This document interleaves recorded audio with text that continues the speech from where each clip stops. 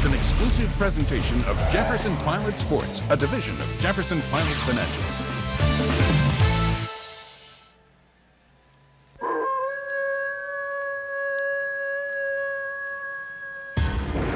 The orange.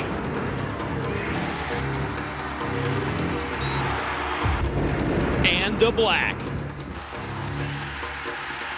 Yes, it's Halloween weekend, but there won't be any trick-or-treating around here. But there will be a little black magic. And some bone-crunching hits.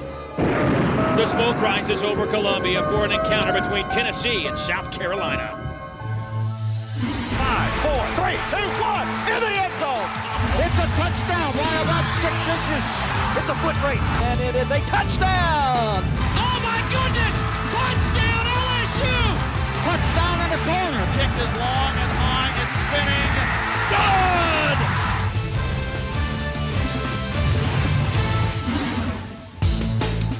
Good! South Carolina Gamecocks flying pretty high right now. They're still in the thick of the SEC Eastern Division race. Well, they hope that they certainly can pull off another shocking upset like we saw last week in Starkville. But they will have to beat the 11th ranked Tennessee Volunteers, who come in 6-1 on the season. And welcome to Williams-Brice Stadium in Columbia, South Carolina. I'm Dave Neal, and welcome to this JP Game of the Week that should be a dynamite contest. This series overall has been great, however dominated by Tennessee. The last 4 games have been decided by 8 points or less, and we expect to have a very similar outcome here today. Now, these two teams are just 2 of 3 that still have a chance for an SEC Eastern Division championship and a date at the Georgia Dome in Atlanta. As you see right now, Tennessee out in front. However, if South Carolina can win here today and Florida knocks off Georgia at the cocktail party, well, guess what, folks? And everybody wins out. South Carolina's going to Atlanta. It could happen. It could happen, but there's still a lot of football left, and Tennessee has dominated the series. And Dave, a lot of questions coming into this season for Tennessee. One of those happened to be a quarterback, and all they've done is turn to Eric Gaines, the true freshman, and he hasn't disappointed. Freshman, that's the key word, Dave. Nobody expected this. He had the tools. They knew that. He had the arm. He had the touch. But he's 6'6". When he looks downfield, he looks over the lineman. He's got great vision. And Randy Sanders, the offensive coordinator, said he takes control in the huddle. That's not something you expect out of a freshman. Well, he's going to have to face a really good South Carolina defense, giving up only 11 points per game, 4th in the NCAA. And guess what? They're led by some youngsters in the secondary, Fred Bennett and Co Simpson. Yeah, quarterback throws it. Boy, there could be a lot of things to talk about, but what are your Toyota keys to the game? Well, first of all, for Tennessee, don't fuel the fire. Take control early, eliminate turnovers. They've had 16, Dave, in this season. South Carolina, consistent play at quarterback. First of all, who was going to play quarterback?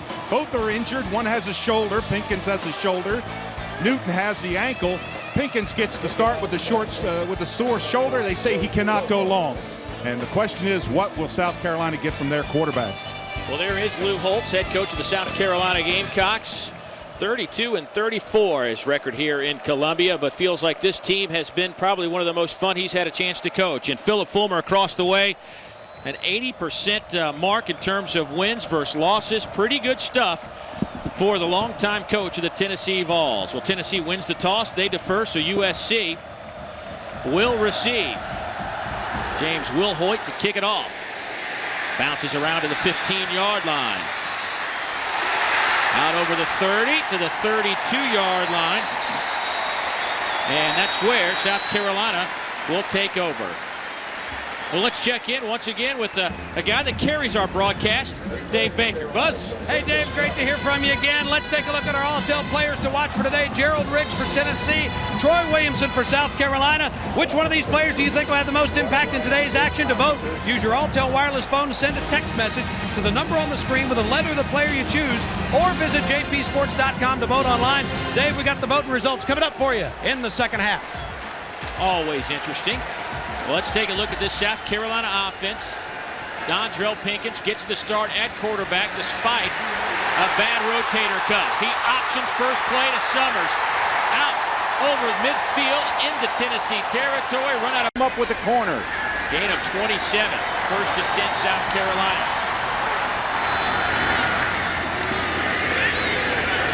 That handoff goes to Summers, and he stopped maybe a yard on the play. Jason Allen. Very good game today. Little razzle-dazzle from the Gamecocks, and it loses about 10 yards on the play. Noah Whiteside tried a little reverse, but Justin Harrell steps in and drops him for a big loss. Yeah, big movement upfield. Look at this, get upfield. You get that kind of penetration, he picked it up right away. Again, you can't allow somebody to get this far upfield. Look how far upfield he is. Makes a super play on that play. They will officially call it a loss of 11, and that'll bring up a 3rd down and roughly 19 for South Carolina. And a flag comes in. Steve Shaw, our referee today. Bobby Gaston, supervisor of SEC officials, also on hand. Substitution infraction on the offense. Broke the huddle with 12. 5-yard penalty. 3rd down. Our defensive lineup for Tennessee. Harris Harrelson, who has been a man on a mission over the last few weeks. He has 8.5 tackles for loss this year. The linebacking core have been banged up, but the one constant, Kevin Burnett, the senior, leading this team in many ways. In the secondary, Jason Allen moves from a corner to a safety. All he did was step up and have a career-high 15 tackles against Alabama. 5 receivers in the game. Boyd with that bad shoulder fires over the middle, and a big hit at the 22-yard line. Incomplete. That'll bring up a 4th down. Corey Campbell laid the wood at the 22, and that was a big-time hit. Well, that was a stick. When you come on that crossing pattern and you see the safety dropping back. Now he just reads the eyes and sees Thomas coming across. Good clean hit on Corey Campbell. Bam! Boy, that's the way you come after him. Campbell, big stick. Campbell, 6'3", 190, the sophomore out of Spring, Texas. Thomas goes about 190. Thomas making his to throw it more than 15, 20 yards with that bad rotator, a slight tear in his rotator cuff. It's going to hurt. Yeah, they said every time he throws that deep pass, he winces. Well, that time he should have had a little bit more on it, because you really leave your receiver wide open. Receiver's going up for the ball. You've got a deep zone rotating coming that way, and the strong safety just reads the play, and he's got plenty of time to get over there. Great hit, though. I want to tell you that. That was a very clean hit. Upper part of the body.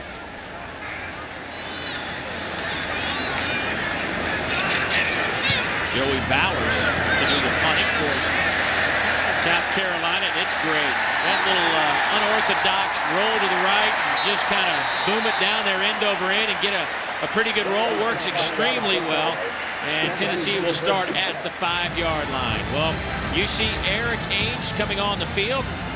He will lead this Tennessee offense, and when you look at his numbers versus what Peyton Manning was able to do and Casey Clausen, the last 2 freshmen to start at Tennessee, well, his throwing percentage not as high as the other 2, but certainly in yards and touchdowns, he's up there with 2 of the best have ever put on the orange jersey.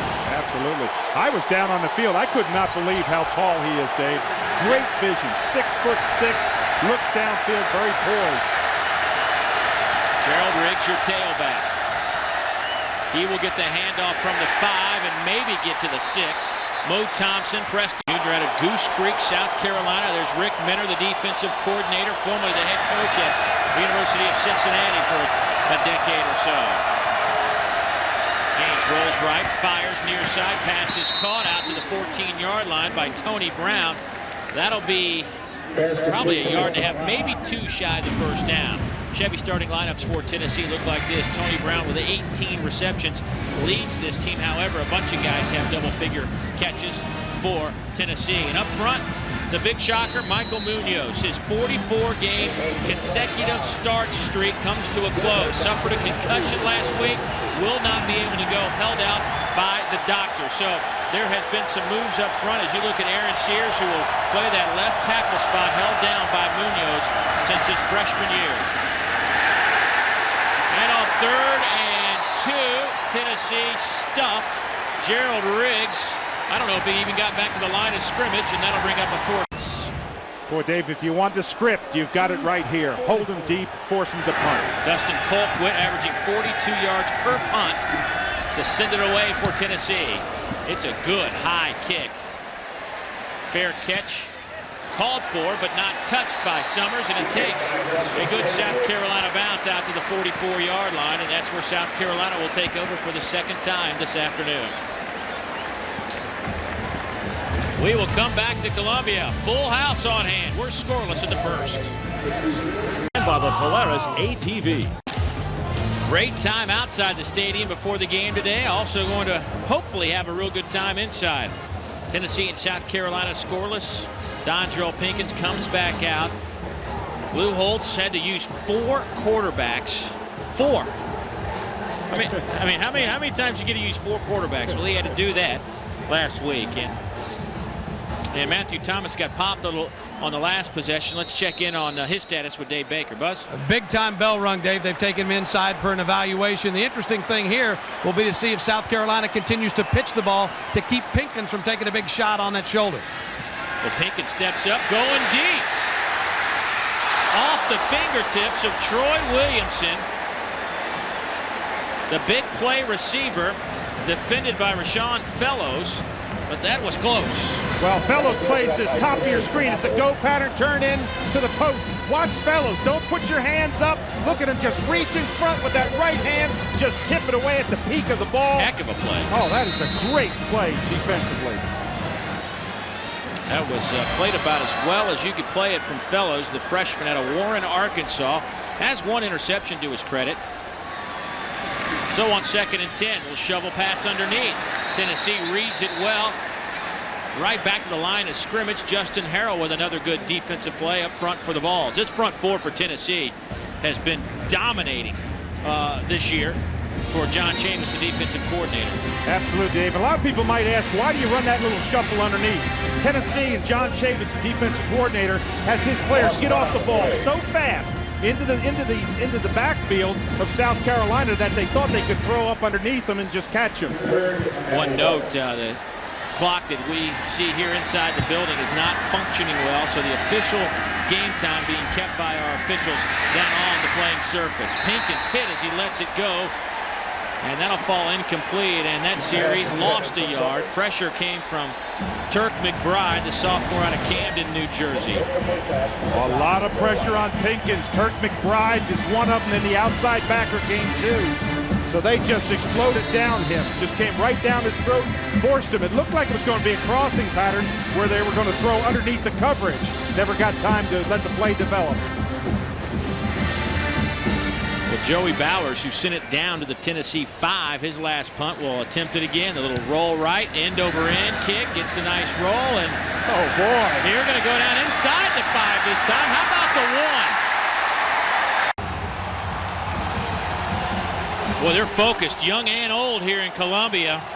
They have struggled down the stretch the past 2 seasons and have yet to reach that 6-win mark to go to a bowl game. They feel like this season could be it. Once again, we're having some scoreboard issues here.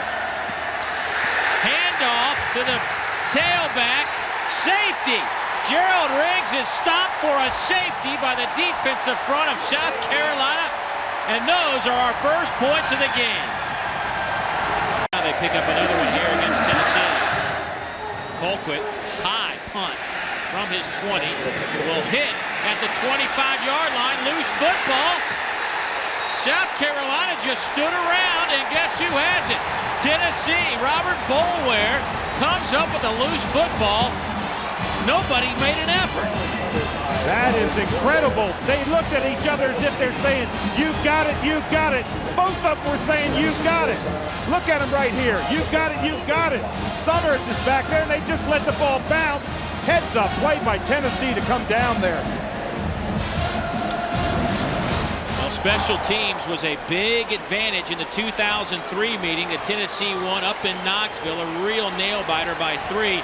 They were plus 20 in the punting department. They were plus 4 in the punt return yardage. And right now, Tennessee with the biggest miscue on special teams today. Excuse me, South Carolina with the biggest miscue today. And a flag comes down. Delay of game against the Vols. Dead ball, delay of game. At Hillsboro, Oregon. Hasn't had a whole lot of opportunity today. First drive started on the 5. Second drive started on the 1. This time they're looking right down that Carolina goal line at the 36-yard line. Boy, if you ever looked at a change of momentum, that was huge, Dave. South Carolina was going to get the ball in great position. Now Tennessee, they need to capitalize on it. Play action to Riggs. Ainge throws it, batted down on the far side by Fred Bennett. Intended receiver was Chris Hannon. Good play, Fred Bennett. Look, he's playing him one-on-one. Gets that hand in there and just drops it out. Surprising he didn't go up with both hands and try to intercept that. He's got great touch, great hands on the ball. Good one-on-one coverage. So second down and 15 now.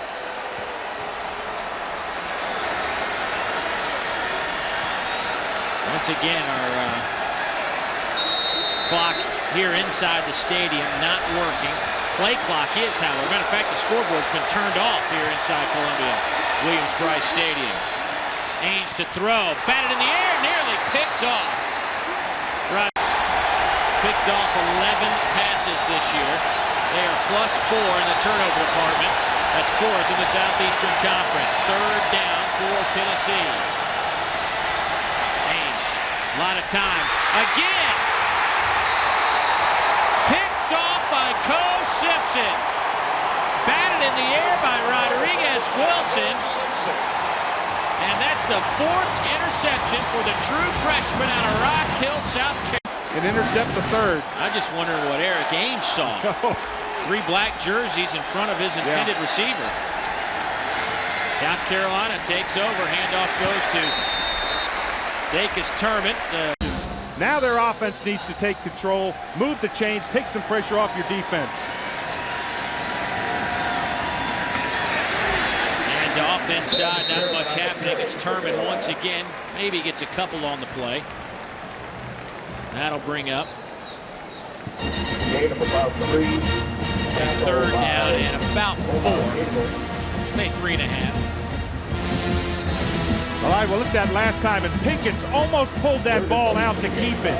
At the last second, he left it in his fullback, but just at the last second, he pulled that ball. If he pulled it out, he could have run around this end.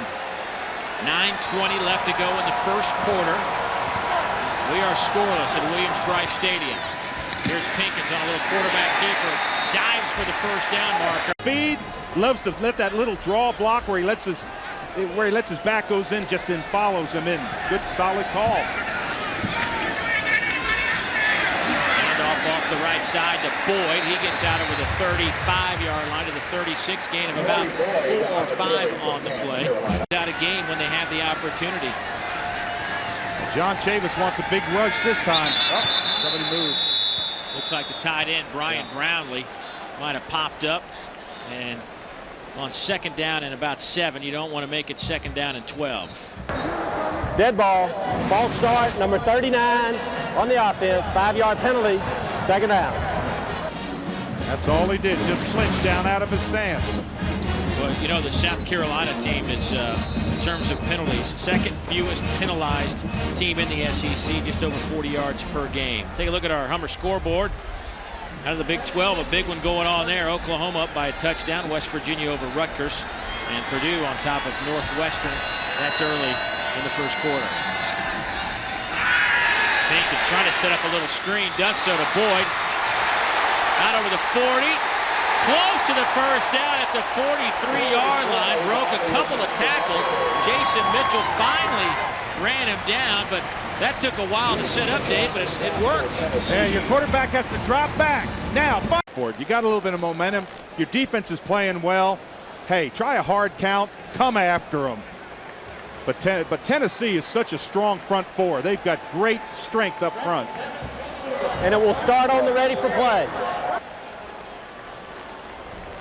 Well, it's actually just third down, so he's got 2 chances to think about it for Lou Holtz. Oh, that's my mistake. He doesn't have to worry about it. Finally get the scoreboard back in operating. 7:18 and counting here in the first quarter.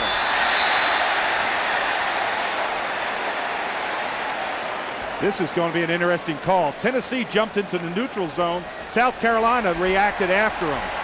And I believe it's going to go against Tennessee. Gave them a hard count. Dead ball, offsides. be a first down.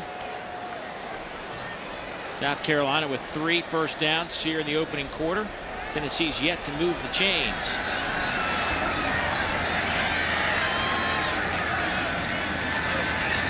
Little option, and Dondrell Pinkins will keep it into Tennessee territory. Paris Harrelson brings him down. Harrelson, the 255-pound junior out of Flora, Mississippi. 11 quarterback hurries, leads this team. Also has 8.5 tackles for loss. When you have those kind of stats, Dave, you know you're getting off the ball fast, getting in the backfield, and that's what Harrelson does. Good spring off the ball. That initial step doesn't lock up with him. He's always on the move forward. Pinkins will line up in the shotgun. Goss in motion. Breaks a tackle, still on his feet. Runs into a bunch of white jerseys, but actually picked up a couple of yards from the line of scrimmage when that could have been about a 5 or 6 yard loss. Boy, missed tackles can come back to haunt you if you're Tennessee. They've got. They've got some real issues with the clock here today. Just hit 0, and that is far from where we are. It's about 6 minutes to go here in the first quarter. We'll get the official time in just a second from our referee on the field. Here's Pinkins, dodges a couple of defenders, still on his feet, picks up the first down at the 38-yard line, tripped up by Kevin Burnett. That'll be his second tackle today, but already the 5th missed tackle by the Vols defensively. Yeah, this is just a heads-up play. Had a lot of scramble as Pinkins can. I know he's got that sore shoulder, but that scrambling could come back and really hurt Tennessee.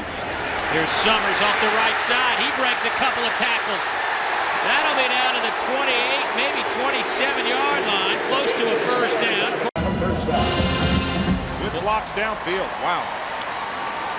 That'll be another first down for South Carolina. Pinkins lines up in the shotgun again. 10th play of this drive.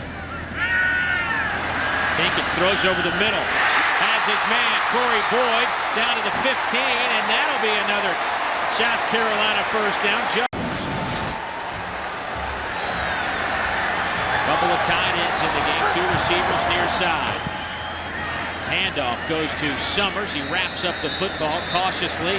Gets back to the original line of scrimmage. Justin Harrell and Jason Allen in on that tackle. But a nice drive from South Carolina, Dave. Nothing fancy, just kind of coming right at you. Absolutely.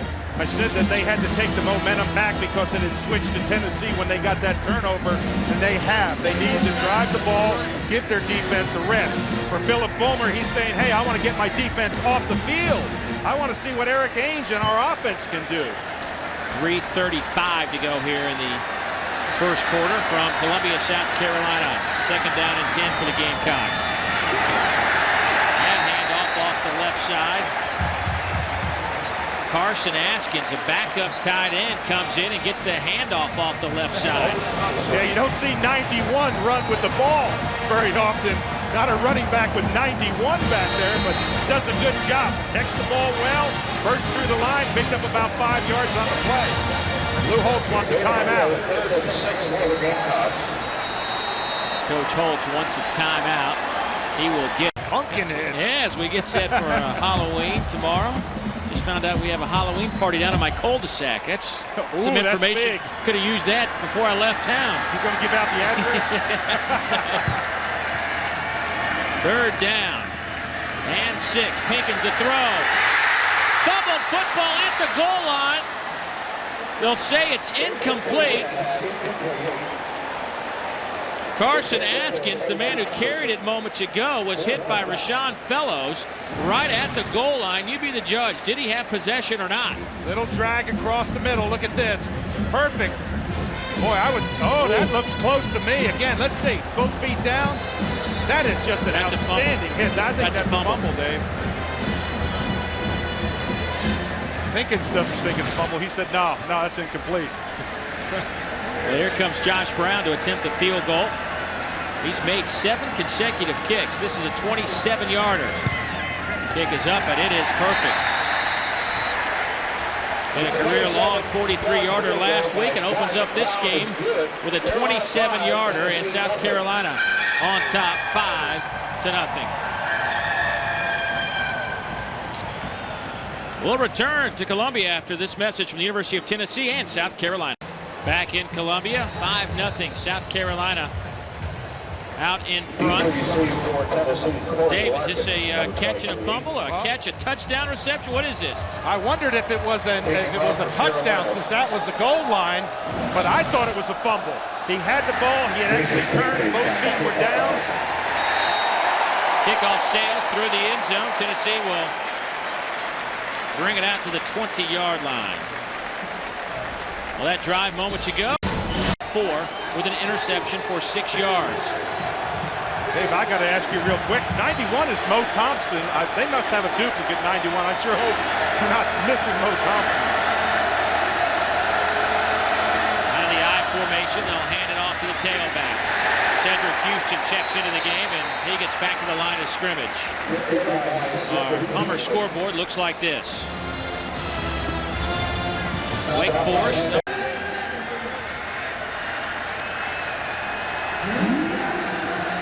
Now, if you're South Carolina, can you do it again? Is it another charm where you can stop Tennessee? High-powered offense. They just need to get cranked up. Here's the pitch. Meacham gets wrapped up at the 15. A flag is down at the line of scrimmage. Time is Rick Minard, the defensive coordinator. That time there were 6 or 7 shirts on top of the tackle. Well, it's 3rd down and 13.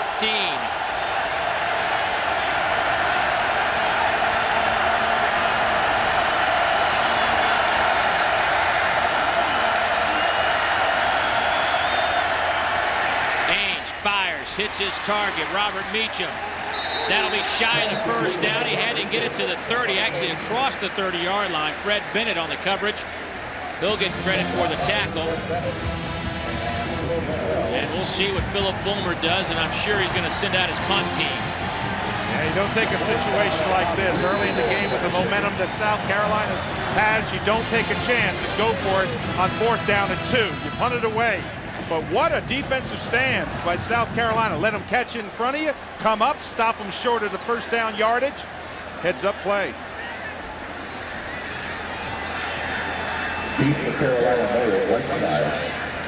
So on 4th and 2, Noah Whiteside will stand back at his 26-yard line. That ball hits at the 35, and Whiteside is dropped at the 25.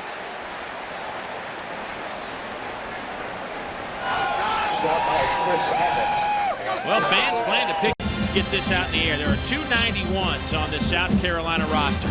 There's a tight end who is listed as Carson Askins, the redshirt sophomore from Hemingway, South Carolina, and there he is. Well, the 91 that has been active offensively has been Mo Thompson, the defensive end. Well, Mo is a former tight end in high school, ranked as probably the top 15 tight end in the state of South Carolina. Here's Corey Boyd, who certainly is picking up a lot of yardage out over midfield. What a run for Boyd. 28. Here's a little toss sweep. Gonzie Gray inside the 30 down to the 27 field. To nose with Summers, and that'll be a loss of 4. Well, Paris Harrelson gets upfield right up in there. Look at him. Upfield, just turns it around. There's no place to go. That's why they threw that little underneath play. The run to the outside has worked well to the left when they didn't have to go against Harrelson, because, as John Chavis will tell you, he gets upfield. He's got great explosion. See those numbers for Paris Harrelson. 10 total tackles, 5 tackles for loss, career high against Ole Miss. And because of that effort against the Rebels, was the defensive player of the week. And that is the last play of the first quarter. And you see those totals. Boy, South Carolina putting on a pretty good show on the ground. The Gamecocks lead it 5-0. Their motto this year, shut up and hit somebody. We've seen a lot of contact here in Columbia. Overcast day, kind of a warm afternoon here in Columbia, South Carolina. Gamecocks lead it 5-0 on a full house. There is not an empty seat in this building. They This capacity, just over 80,000. We'll probably have closer to 83 or 84,000 when they finish figuring out how many people are in here. We know 31's in the house. Demetrius Summers inside the 25 down to the 24. Jason Mitchell will get credit for the stop. Our Gatorade first quarter stats. Look at the rushing yardage. 114 to -1. Total yards, South Carolina dominating. And how about the 11-minute, 46 seconds time of possession to just over 3 for South Carolina. And right now, for the third time, we're going to say the scoreboard's back and functioning, but we'll hold our breath on that.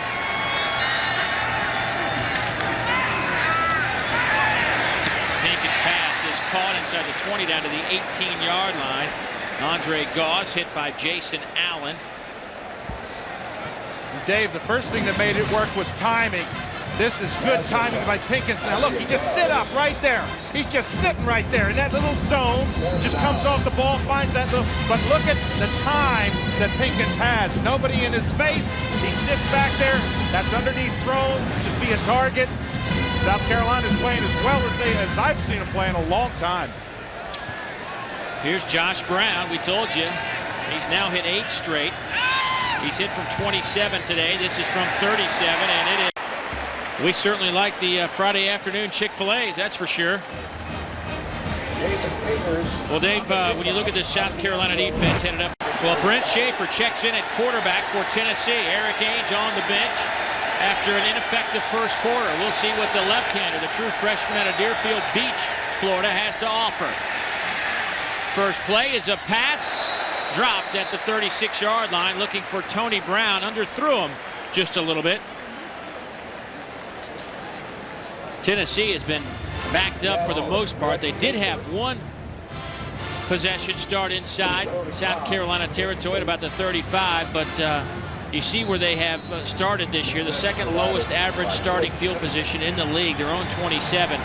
And their first possession started at the 5. The second possession started at the 1. Yeah, just due to 2 wonderful punts by South Carolina. What you're trying to do right now, if you're Brent Schaefer, is trying to get a little spark. That's what Randy Sanders wants, spark on offense. Little quarterback draw. Here's Schaefer to the 25 to the 27.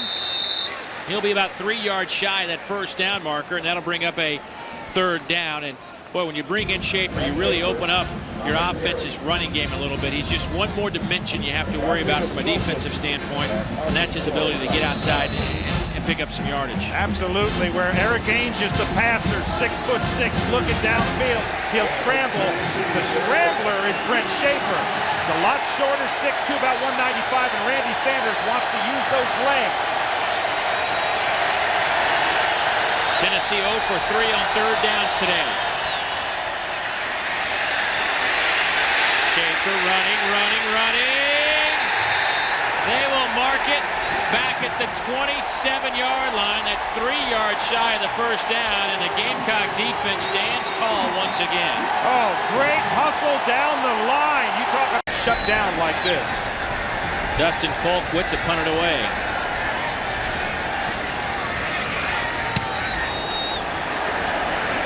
High kick. Noah Whiteside calls for the fair catch at the 30. And Whiteside took a little bit of a pop. A Tennessee player just kind of touched him in the gut. He fell down like he got hit. Gosh. Pretty hard. I think you're right. 43-yard punt by Colquitt. We'll step aside. Gamecocks leading it by 8. SEC football is brought to you in part by Toyota. South Carolina takes over at the 30-yard line. Second quarter action, 12:33 to go from Columbia. Dave Neal, Dave Rowe, and Dave Buzz Baker. Glad you could be with us. Here's some play action as Pinkins is hit. Loose football. Corey Boyd with a heads-up play, recovers it back at the 10-yard line. Paris Harrelson with the big hit. They tried a little trickery, and it didn't work. Absolutely. Pinkins has the ball. He's right there. Now he turns around, and look at him get hit. I didn't see the arm go forward, so that's a fumble. Heads-up play by Boyd. You just jump on it. You don't try to pick it up, run with it, or anything. A loss of 17 on the play. That'll bring up a 2nd and 27. First down marker is at the 40. Little shovel pass. That didn't work as Justin Harrell and Jesse Mahalona step up to record the tackle. And Jesse a little motivated. Jesse a little banged up, but fighting through some pain. Didn't get the start today. Turk McBride did. Has a bad knee, but stepped up and played well last week on that bad knee against Alabama. Boy, Mahalona's really been a surprise for him. Stepped up and gave him that depth at that inside tackle position. This is where you're going to find, we get a penalty flag, but this is where it puts a lot of pressure on Pinkins because he doesn't have that long arm. He has that rotator cuff tear. Dead ball, substitution infraction on the offense. Half the distance to the goal, 3rd down. That's the 2nd time South Carolina's been whistled for that illegal substitution. Somebody's jumping on the field and not getting off the field quick enough. Or too quickly, not giving the defense an opportunity. That's why you see more and more of these substitution violations. Part of the rules coming into the season was to give the defense more of an opportunity to set up, make it an equal playing field, if you will. Absolutely. Don't trick them. You got to beat them. See if Tennessee comes with some pressure now. Swing it over to the far side. Troy Williamson. He has a couple of huge touchdowns. As a matter of fact, in this building last year against Virginia, he went 99 yards. So everybody in this facility holding their breath. But it'll bring up a 4th and 20, and South Carolina will have to punt. But it was a good, safe call. It was that underneath screen where they threw to Williamson, and he tried to use that speed. He was one player away from breaking it, but that's a safe play. You get at your punter a little bit more room. Now, can they get another punt like they've had? Just a straight kick this time, and it's a good one. Taken by Tinsley, and he's dropped at the 3rd. Tennessee's offense that has been held in check. They have been sluggish the past couple of weeks. Offensively, trying to find some rhythm. 3 receivers to the top. Schaefer is your quarterback. And flags come down. I think that may be a delay of game. I thought for a minute there Cedric Houston was going to foul. Delay of game, number 7, 5-yard penalty, 1st down. And it will be delay of game. Yeah. And what Philip Fulmer is so upset with, he's saying, hey, wait a minute, we didn't take 25 seconds to run that play. They ran off the sideline, ran out, and just lined up. There are the first 5 possessions. 3 punts, a safety, and an interception. Well, look at the length. 3 plays and out, 3 plays and out, 3 plays and out. 4 times they were 3 plays and out. Cedric Houston is the tailback. He'll get the handoff. Houston with a big hole. Cedric Houston across midfield, cuts it back down to the 35. And a late flag comes flying in.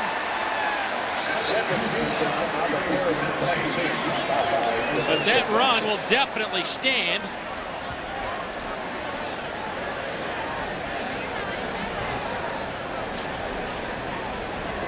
We'll wait for the call. Steve Shaw, our referee today. During the run, number 87, blocking the back on the offense. 10-yard penalty from the spot of the foul. The play will result in 1st and 10. And Dave, we may be able to see that it was on Co Simpson, tail end of the play here. But what about Cedric Houston coming out there and just, there's the block right there. That's the block in the back. But how about Tennessee? Yeah, there's the block in the back right there. But how about Tennessee? When everything's not going well, you go right back to what you do well, and that's a Cedric Houston run. Well, it's from the spot of the foul, so it will be a 1st down inside South Carolina territory. You see Cedric Houston's career numbers. That's Tennessee's first down today.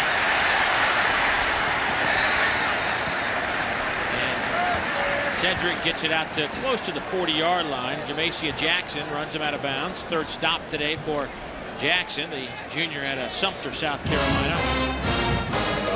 And that was a good bounce by Cedric Houston that time. Point of attack, which is about the 5-hole. Off the offensive tackle was stuffed. He came off that, bounced to the outside, picked up positive yards. Picked up about 6-7 yards on the play. So 2nd down and 4. Good situation for Tennessee.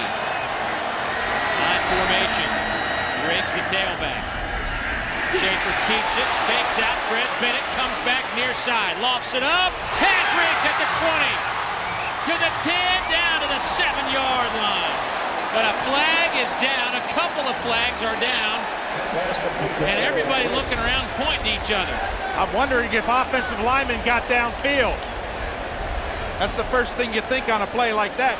Broken play, and the quarterback just ad-libs on his own. Oh, that'll be devastating if it's against Tennessee. Ineligible receiver downfield on the offense, number 63. Demand guilty of the violation. That's why they put Schaefer in there, because of his leg speed, his strength. But this is just a heads-up play. Running hard here, and look at that pass. Going to his left, he's left-handed, leads him perfect.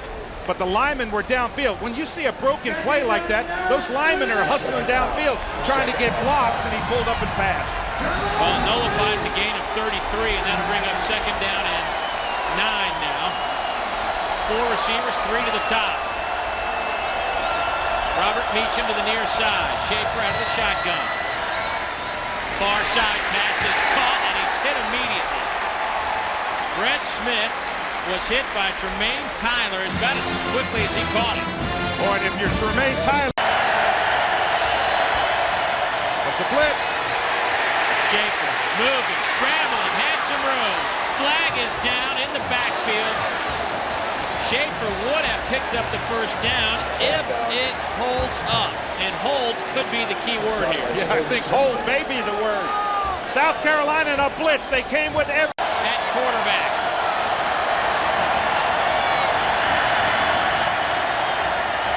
Ainge has time. Lofts it up. Just too much on the pass intended for C.J. Payton, and he had nothing but goal lines and pin lines in front of him. I think South Carolina really escapes on look at this block up front. Nobody in his face, and he just lays it up. Now think about this. He's been over on the sideline. He's not been warming up. He's been cold, and all of a sudden he has to get called upon to throw a pass like that. Tennessee was down inside that 10-yard line. Buzz. Hey, Dave, I think what this South Carolina defense has done is they're keeping everything in front of them so much. I think these Tennessee quarterbacks are getting impatient and maybe doing some things that they otherwise wouldn't. It's really got them off sync. Colquitt's kick hits at the 6 and bounces in the end zone. Only 7 sacks this year, but they have got help from a pretty good group of linebackers and a good secondary. And South Carolina is going with Savell Newton in at quarterback. We didn't think we'd see him today. Savell bothered by a bad ankle sprain and didn't really rejoin the team at practice until beginning of this week and wasn't nearly 100%. And Coach Holtz really basically said he's strictly a backup. Not anybody that we would rotate in and out like Schaefer and Ainge on the other side of the field. Here's Summers. He's dropped for a 5-yard loss by Kevin Burnett, the senior out of Carson, California. Read it and played it well. Well, when you play linebacker like number 2, Kevin Burnett, hit in there. Now get off that block. Look at him play across the face. He gets that good extension with those arms, plays off blocks. I really like his play. He is a super football player. Yeah, when they lost Kevin Simon early in the season, I thought this linebacking core and this team certainly took a big blow. But Kevin Burnett has stepped up and done everything he possibly can to carry this defense on his shoulders. Here's Summers with a big haul out to the 26, still on his feet. Summers bounces off 2 Tennessee players down to the 36-yard line. Rashawn Fellows finally brought him down, but how did Tennessee and South Carolina? And right now the Gamecocks with the upper hand, 8-0, and they're moving. 6:41 to go in the second quarter. Newton hands it off inside, a couple of yards on the play for Dacus Turman. Now, Dave, if you're in South Carolina out on the tackles, go for it. Try to put pressure on the quarterback. Try to force him into a situation he's not good at. How about that? That's good. A good start. Yes, it is. Newton loses a couple on the play. Tony McDaniel, backup right tackle, made the big play. Watch 95 come off the ball in the backfield. Look at him right there. No place for the quarterback. That's what Tennessee does so well. They get off the ball and they get penetration. Just a little skinny sophomore, 300 pounds. Troy Williamson, a big play receiver, has been kind of quiet today, but he is one of those, he's a finalist for the Blitnikoff Award, one of the 11 announced earlier this week.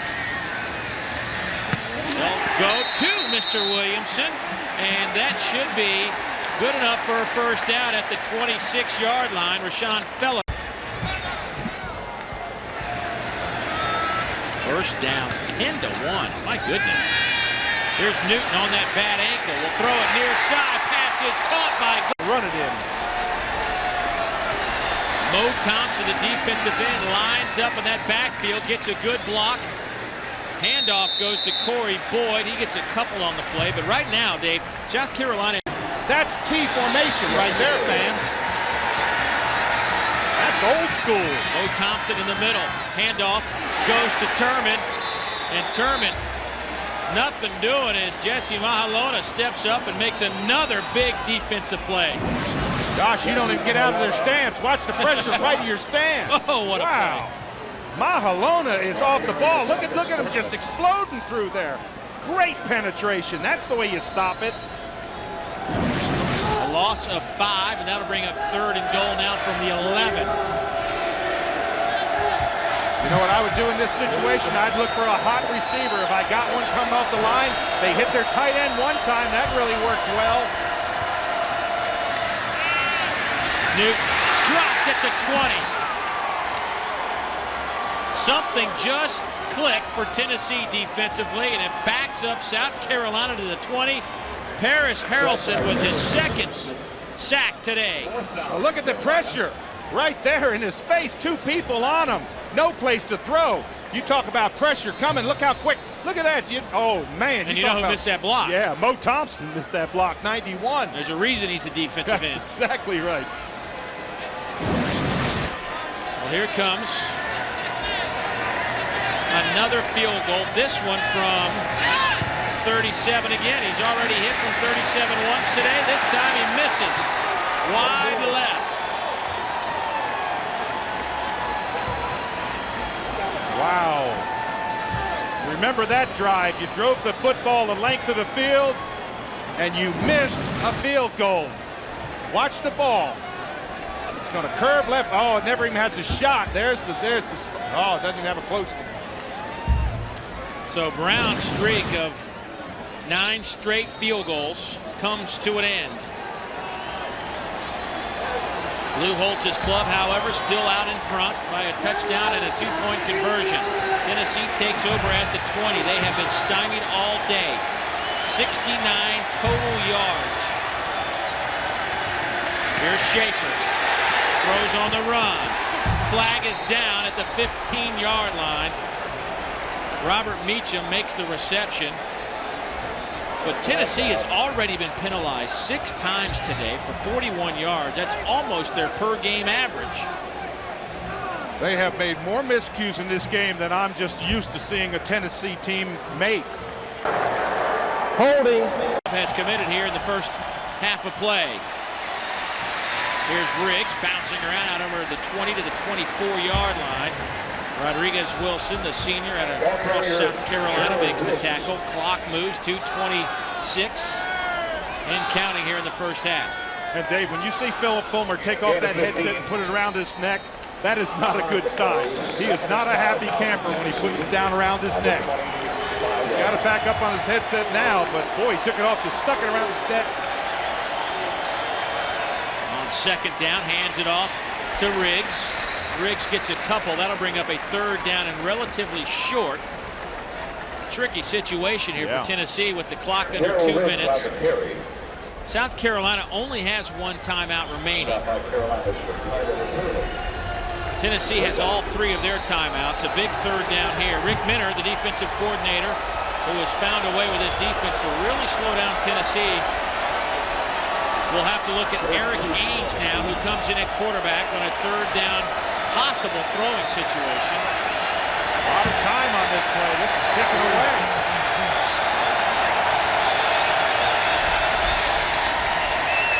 Ainge. Pressure comes. Hands it off to Riggs. Riggs needs to get to the 30, and he does. A huge first down for Tennessee. Fred Bennett makes the tackle, but Eric Ainge with a heads-up play got it to his tailback, Gerald Riggs, who dove for the first down. Look at the pressure by Gauze, and he just flips it out to Gerald Riggs. And what does Riggs do with it? Get that first down. He knows how to run that football, gets that head down, leans across. He saw the flag on the sideline. George Gauze was right there in his face. Brent Schaefer back in the game. Clock ticks, 1:12. Not much happening on that play to the 35-yard line. Gerald Riggs hit by Mo Thompson and Ricardo Hurley. Stop by Ricardo Hurley. Time for our Chick-fil-A nugget of the game, and we'll take a look at the Colquitt boys. Jimmy, Dustin, and Craig. You look at those numbers. I mean, talk about legacies of punting, keeping it in the family. You and I were talking about one of the greatest of all time, Ray Guy, from the South here, and you play with him with the Raiders. His average, I don't know that he was a 42, 43 yard. That's a long way out there. That's just a great average. By the way, Tennessee takes timeout. But Tennessee has won the last 4 games in this series by an average of 5 points. That's a total. No game in the last 4 has been decided by more than 8 points. And in 2000, Travis Henry ran for a 1-yard touchdown with 26 seconds left for a 17-14 win. A year later, another 1-yard touchdown run gave Tennessee a 7-point win. And then in 2002, Casey Clausen ran 5 yards for a score and an 18-10 win. And how about last year? 8th-ranked Tennessee beat South Carolina by 3 as the Vols' James Banks scored a 4-yard touchdown pass from Casey Clausen in overtime. The last 3, 2000, 2001, and 2002, the winning drive were just chewed up yardage. 16 plays, 68 yards. 12 plays, 70 yards. I mean, it's just they've been able to close it out late in the game. Absolutely. You know, one interesting change I see, South Carolina has changed cornerbacks. Fred Bennett's not in there. 2nd and 6. Schaefer dropped at the 25. Mo Thompson led the Tennessee fans realizing what's at stake. Philip Fulmer has been on a marvelous run the last few years down the stretch, and you know he's beaten South Carolina 11 straight times. In his final 4 opponents, Philip Fulmer is 35-0. And they realize if they can win this, their chances of a return trip to Atlanta are certainly bright. But today has been a struggle. Oh, they've had nothing. They're going to go in with no momentum at all.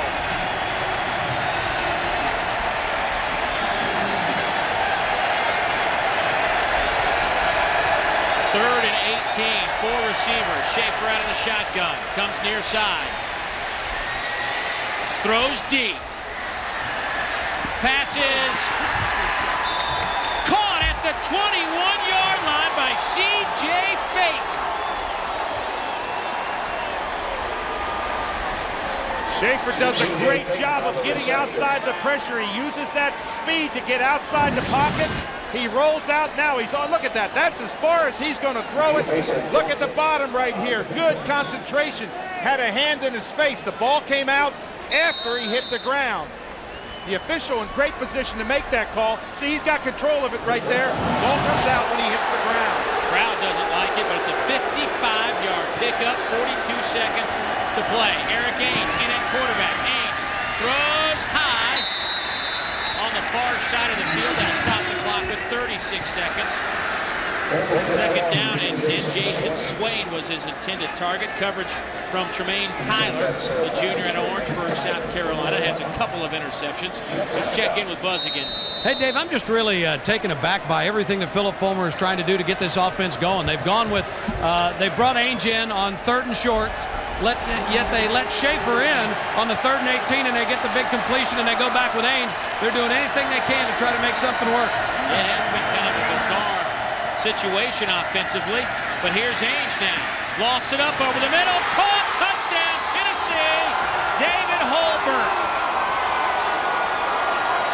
21 yards, and close to within 2. And Hobart sneaks out. Nobody is close to him. He's the fullback on the play. I mean, there wasn't anybody within 5 yards of him. Sneaks out. I think he snuck in. He only has 1 reception to his credit, 1 rush this year. His first career touchdown reception came at the most opportune time with 30 seconds to go before halftime. Tennessee takes the timeout. Dave, he just, you used the word, he just kind of snuck around and finally found an open hole. Right here, you see that movement right there. He runs into Marcus Lawrence, 46. Lawrence loses him. Then look, he's nowhere around. And how about Ainge, standing back there, looking downfield, finds him wide open. Great vision, we talked about it. That'll calm down your quarterback. So for Eric Ainge, has his 14th touchdown pass of the season against 8 interceptions, make that 9 interceptions. He had one earlier today. But Dave, that's the kind of drive that can be a heartbreaker. Yeah. South Carolina has just been stuffing him play after play. They give up the 55-yarder off the arm of Schaefer, and then Ainge comes in to cap it off. But where does that take you into the locker room? Well, it's a big momentum for Tennessee. They had nothing going for them in the first half. If they don't get anything on that drive, they're not going to come out. They're going into the locker room just defeated. Next week should have some more good football Carolina defense. So Tennessee going for 2 with Brent Schaefer in at quarterback. Little quarterback draw. Schaefer to the outside. He's got it. We're tied at 8. He just glides on yes, top he of the does. grass. It's speed.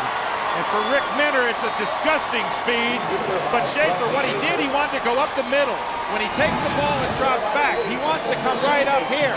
It's not there, so he goes to the outside. Now, you're not going to catch him on that play. Again, see, he wants to come up the middle. Oops, it's not there. Get to the outside. Use that speed. That's why it works. And Rick Minner, the defensive coordinator, it's hard to defend against that kind of speed and quickness. Well, you defend for the entire half except for about a minute. And you have a minute where they go down and score and tie up the game. Well, it hasn't been pretty, but Philip Fulmer, I'm sure, will take this 8-8 tie into the locker room. I've been saying all week, they first 1 to 20 wins this one. We're not far from that. Oh, you're right. You got a good point there. Well, think of that missed field goal by South Carolina. That played huge in the play. They had great field position. Tennessee came out, their defense rose up, stuffed them 3 times, forced a field goal, and he missed it.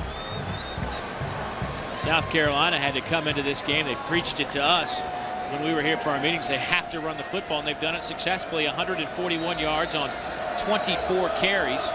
They've outgained Tennessee in that department by almost 100 yards. James Will Hoyt to kick it away. That sails through the end zone.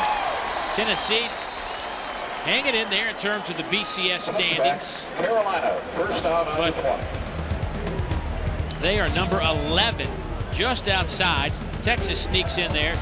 Georgia sits at number 9, but there are the Auburn Tigers at number 4. Auburn tonight at Ole Miss, and of course they've got a big date, couple of big dates down the stretch, the first of which with Georgia, and then they'll finish out the season against Alabama. But right now, Auburn certainly sitting. Today's outcome will go a long way in determining that. Here's the handoff with 26 seconds to Dacus Turman. And South Carolina, with 1 timeout left, will just let the clock run out, backed up in their own end zone. So we knew this would be a defensive battle. We knew this would be a very close ball game. And we have gotten our money's worth. Philip Fulmer with a late touchdown ties it up in a scuffle down here at about the 25-yard line as the teams are trying to head to their locker rooms. But the 11th ranked Vols got all they want out of South Carolina. Let's check in with Dave Baker. Philip, it was a situation in the first half. You only had 1 first down before that last drive, but you kept trying different things, and both those quarterbacks contribute. We really hadn't done much. We got a big play there. obviously we've got to do better on offense and not leave the defense on the field as long and not give up the big runs as well. So hadn't played particularly well yet, but hopefully we'll play better in the second half. Big momentum shift for you, though. It's a big momentum shift. The two-point play, Schaefer's obviously giving us something a little bit that's dynamic. So we'll be fine, I believe. Thanks, Philip. We appreciate it. That's Philip Fulmer. His Vols get up off the mat. They've come back to tie it up here in Columbia. We're back with our halftime activities right after this. To me was the fact that this crowd became very flat. They were really jacked up to begin this game, and you know, South Carolina, Dave, came out and did what they needed to do, and that was move the football on the ground and stop Tennessee defensively. And then they gave up a minute and a half. They gave up a touchdown and a two-point conversion. Exactly. They controlled that entire first half all the way till that last, minute and a half or so, and that changed the whole complexion of the football game. The first half highlights, they set the tone on that start. Mo Thompson was in there on that safety. They had a wonderful play on defense. That's the Coach Simpson interception. They've had Summers. Boy, he broke 3 tackles on this. Right there, 1, 2, 3, and he was off to the races. So they've run the football well. They've controlled the clock until that last minute and a half when Schaefer found Phaeton on that 50-yard pass. Incredible play. And then they bring in Eric Ainge, and he just sits there and looks downfield, finds Holbert, the fullback, into clear. And then they ran for the two-point conversion. Schaefer ran that, and the game is 8-8, so it's been an interesting first half. Hyundai halftime stats look like this, and I want you to take your eyes to the bottom of the screen. Time of possession. Look what South Carolina was able to do. Could only muster 8 points, but nonetheless, almost 21 minutes to South Carolina's Tennessee's 9. Amazing statistics. You don't see that kind of domination with a score 8-8. You just don't think that, but Tennessee has responded. Well, in support of Hyundai's ongoing commitment to education, Hyundai Motor America is pleased to contribute to the SEC General Scholarship Fund the amount of $1,000 to be distributed equally among its member institutions. Dondrell Pinkins has a bad shoulder, but he completed 7 of 11 passes, only 28 yards. We'll see if the Carolina crowd can get back in it when we return. Ooh, look. Deer Prilosec OTC. Some kind of costumes and loyalty here in Columbia for South Carolina on Halloween weekend. Dave Baker moments ago caught up with South Carolina's head coach Lou Holtz. Coach, I guess the challenge for you is getting your guys to concentrate on all the good things they did in the first half and not that last drive. Well, it's a 30-minute game. We just have to play. We let them out on 3rd and 18, and then the tight end ran a nice route. But it's the lost yardage plays that's hurting us more than anything on offense. We're awful good up inside. Might be a little bit stronger than what we are, but we can move the ball. We can stop them. We got to play well in the kick game. That's all. They're a good football team. That's why they're in the top 10 in the BCS. We just got to go out and play our game. Great. Thanks, Coach. Best of luck second half. That's Lou Holtz, Dave. Thank you, Buzz and Coach. Well, here's another look at our all-tell players to watch for today's game, and we decided to take a look at 2 guys that have an impact offensively. And David has been a good Gerald Riggs. He's come up with big yardage when they need him. This one here on 3rd down, that little toss, this was a huge play. It really kept the momentum coming towards He needs more. Tennessee will receive the kickoff. Here's Corey Larkins out to the 18-yard line, and that is where he is brought down. So Tennessee will try to get something started here offensively. And you go back and look at what they did possession by possession in the first half, and it wasn't very pretty until the very end. They went 80 yards and put 8 points on the board.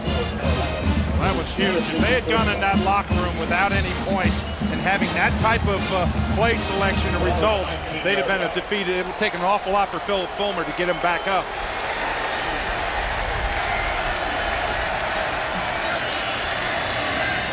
Schaefer's in at quarterback. Hands it off to Cedric Houston. Here goes Cedric Houston. 1 man to beat. Brought down at the 27-yard line by Co Simpson. Just your routine toss play, and bam. Well, Cedric Houston is anything but routine. They kick out right in there. They get a good block right in there. Now watch him cut back against the grain right there. Looking downfield, picking up blockers. You see him switch that ball. Now put that other hand out there, hold on to that ball.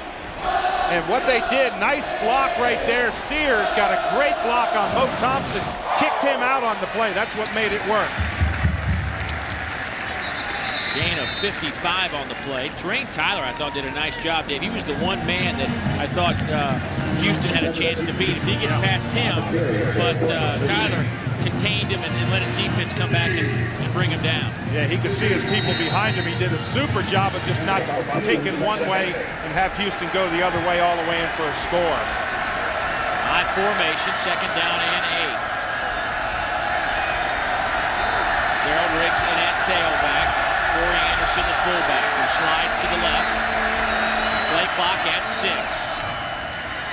Here's Riggs. Stop at the line of scrimmage. Line of scrimmage, just keep it up. Eric Gaines checks back in at quarterback. Tennessee 2 of 7 on third down conversions today. This year on third down, they're 9th in the league, under 40%.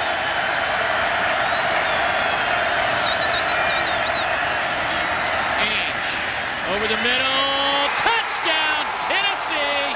It goes to Chris Hannon. His second touchdown reception this season, 24 yards, and just like that, the balls are in front. Boy, and Ainge made it look real easy on the play.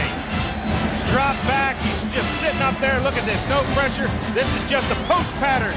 I thought for a second there was going to be a flash in front, but just well timed. When he broke back into that inside, he was wide open, and Ainge just delivered a perfect strike. Point after is up and good. That didn't take very long. 1 minute 56 seconds right out of the gates here in the second half. Tennessee out in front by 7. Eric Gaines calmly walks onto the field, surveys what he sees, and the result is a touchdown. Would we be without? Well, the man on the right probably a little unhappy right now. The man on the left probably feeling pretty good. His team comes out in 1 minute 56 seconds, marches it 81 yards for a touchdown, and now Tennessee out in front by 7. Wilhold's kick hits at the 10, skips into the end zone, and South Carolina will come out to the 20-yard line.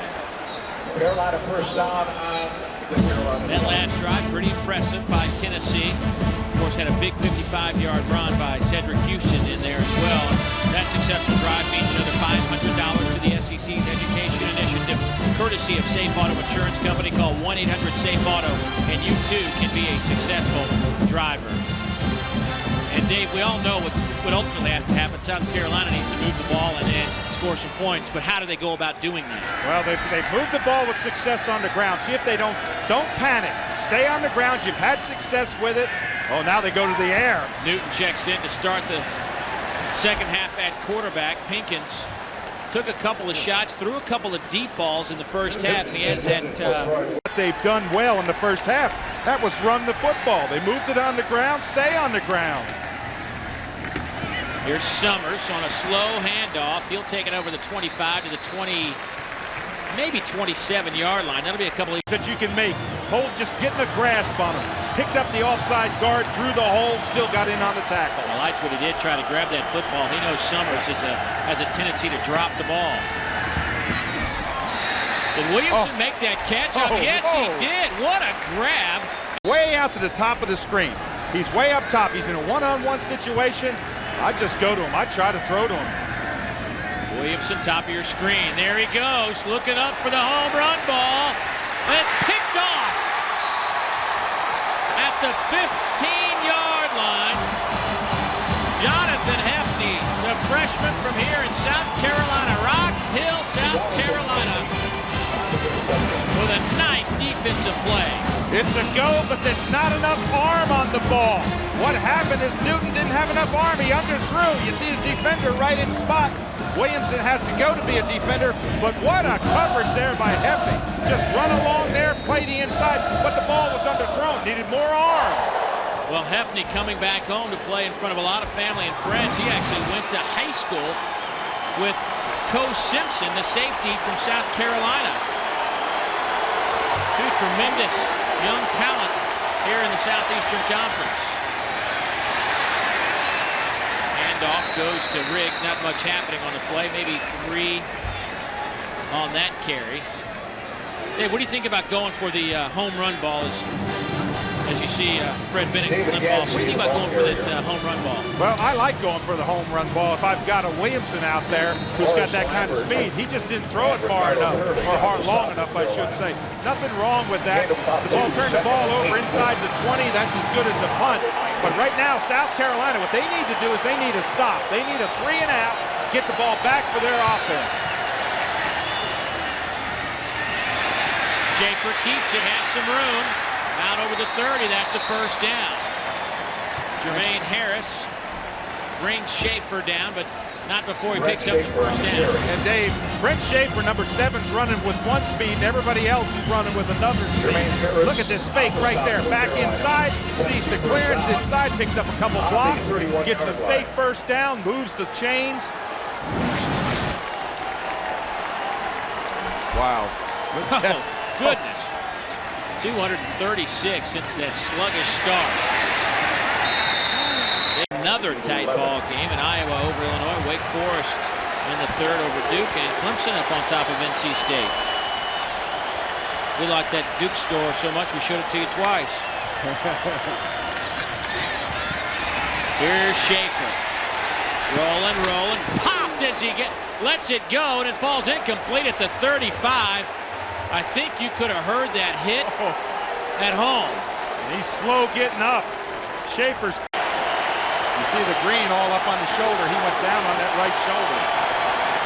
3rd and 11 from the 30. Eric Ainge back in at quarterback. First time Tennessee has done this quarterback switch in possessions, and it's worked well today. Swing it to the outside. Cedric Houston will pick up the first down on 3rd and 11, and he gets 13. Rodriguez Wilson chases him down. Boy, and he uses great foot speed. He freezes him. He sneaks out. You see him sneak out there. Now Ainge, last second turn. Now watch this fake right here. Inside and then get outside. See, he sees the flag. He knows how far he's got to get for that first down yardage. Cedric Houston has been a force today. There is Schaefer being checked on by the team's medical staff. Pass is caught far side. That'll be Chris Hannon. That'll pick up about 5 on the play. Actually, they mark him back at the 47. About 5 yards on that play. But Dave, what do you think about the way Tennessee has alternated quarterbacks? We've seen possession by possession, but they've gone inside those possessions and changed today. It's the first time we've seen that all year. Yeah, it's an interesting concept. What you do is Ainge is obviously the better passer, where Schaefer's got the more speed. He can break the speed. So on the downs when they can use that quarterback running ability, they've used Schaefer, brought Ainge in when they need a passing down. But Schaefer getting shook up, that may change his whole complexion. Ainge throws on the run, way off the mark. Defended by Coach Simpson. Brett Smith was the intended receiver. Dave, I'll tell you what it looks like from down here on the sidelines. It's almost like Randy Sanders and Philip Fulmer will look down at their sheet and they'll say, okay, I like this play here. And then the question becomes which quarterback can run it best. And that's how they're almost using them. They have come and gone like tailbacks today, Ainge and Schaefer. Here's a big 3rd down, trying to get the South Carolina crowd back in it. Defense needs a stop. Coming with pressure. Ainge. Across the middle, pass is caught. It'll be shy of the first down by a couple of yards. Looks like C.J. Payton on that reception. And Lance Laurie, the backup linebacker, makes the tackle, and Tennessee will have to punt. Or just one-on-one coverage, and Laurie just runs with him step to step and brings him up short, brings him to that 4th down. Now, if you're Philip Fulmer, you don't risk it in here. For a first down, right about this same area.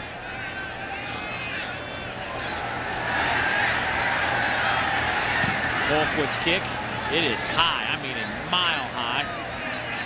And Whiteside will call for the fair catch at the 10-yard line. So 8:39 to go here in the 3rd quarter, a 39-yard punt. Lou Holtz trying to get his offense cranked up. They now trail by a touchdown. Michael? Well, thank goodness it's Halloween weekend, or, well, he'd be a little out of place. I wonder if it's hot in there. It's got to be good in the rain. Can't smell good, I know that. Kids are home. Where's my pumpkin, Dad? The big orange. You bring a crowd wherever they go. Here's Newton in at quarterback, and he is dropped down at the 1-yard line. Tony McDaniel with the sack. The 300-pounder from right here in Columbia, South Carolina. He'll be talking about that for a while. Well, that's fun. They try to cut him, and you see him come off the ball right there, get up in the quarterback's. You're not going to push him off. What are you trying to do? Got to get rid of the football. And I think that Pinkins presents the problem now, where they could use his experience. They don't have it. Tennessee now with 25 sacks this year. Second best in the SEC. Newton to throw, hits Williamson at the goal line, and Troy gets a couple. Tried to set up that little screen, and Tennessee all over it, using some pretty good team speed defensively to close that down. Boy, and I looked at the top of the screen, and they had 2 wide receivers to the top of the screen away from the play day. I know it was a screen brought over here to the short side, but the top of the screen, there was a mismatch. Newton didn't see it. He came back to Williamson. There was a mismatch up top. Well, here's a third down that you want to be careful on. 3rd and 16. Ball rest on the 4-yard line. And South Carolina today, 4 of 10 on 3rd down conversions. And you're talking about a team that loves to get after the quarterback. 4-man pressure. Newton under trouble. Has to fire. Does so. Pass is caught. No, incomplete. Wow. Incomplete by Gauze at the 20-yard line. That would have been right on the 1st down marker. Boy, Newton under pressure. He throws a dart right here. Get outside the pressure and look at that dart. Let's watch it real close. Oh, boy, I wonder if it went through his arms, because he had his arms underneath. Now, did it go through?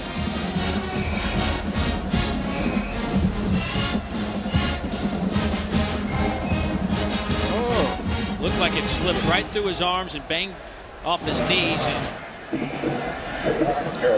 It's so hard to tell even on that replay. I'll go with the official. Yeah. He's in a good position to make the call. Here comes some pressure. Steve Shaw doesn't throw the flag. The punt hits at the 25 and bounces back to the 20.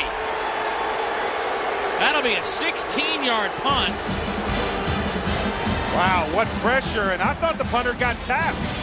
I'll be honest with you. I know it's maybe theatrics, but watch here and see if he doesn't get tapped.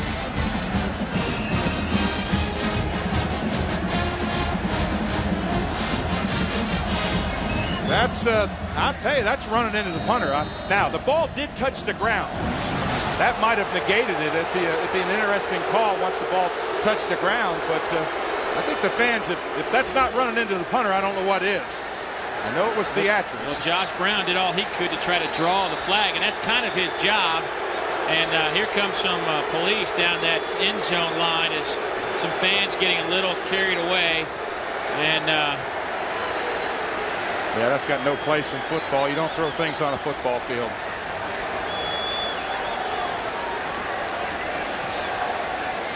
And they'll hold it up, and you know Coach Holtz will get involved with this if he needs to. Let's check in again with Dave Baker. Buzz.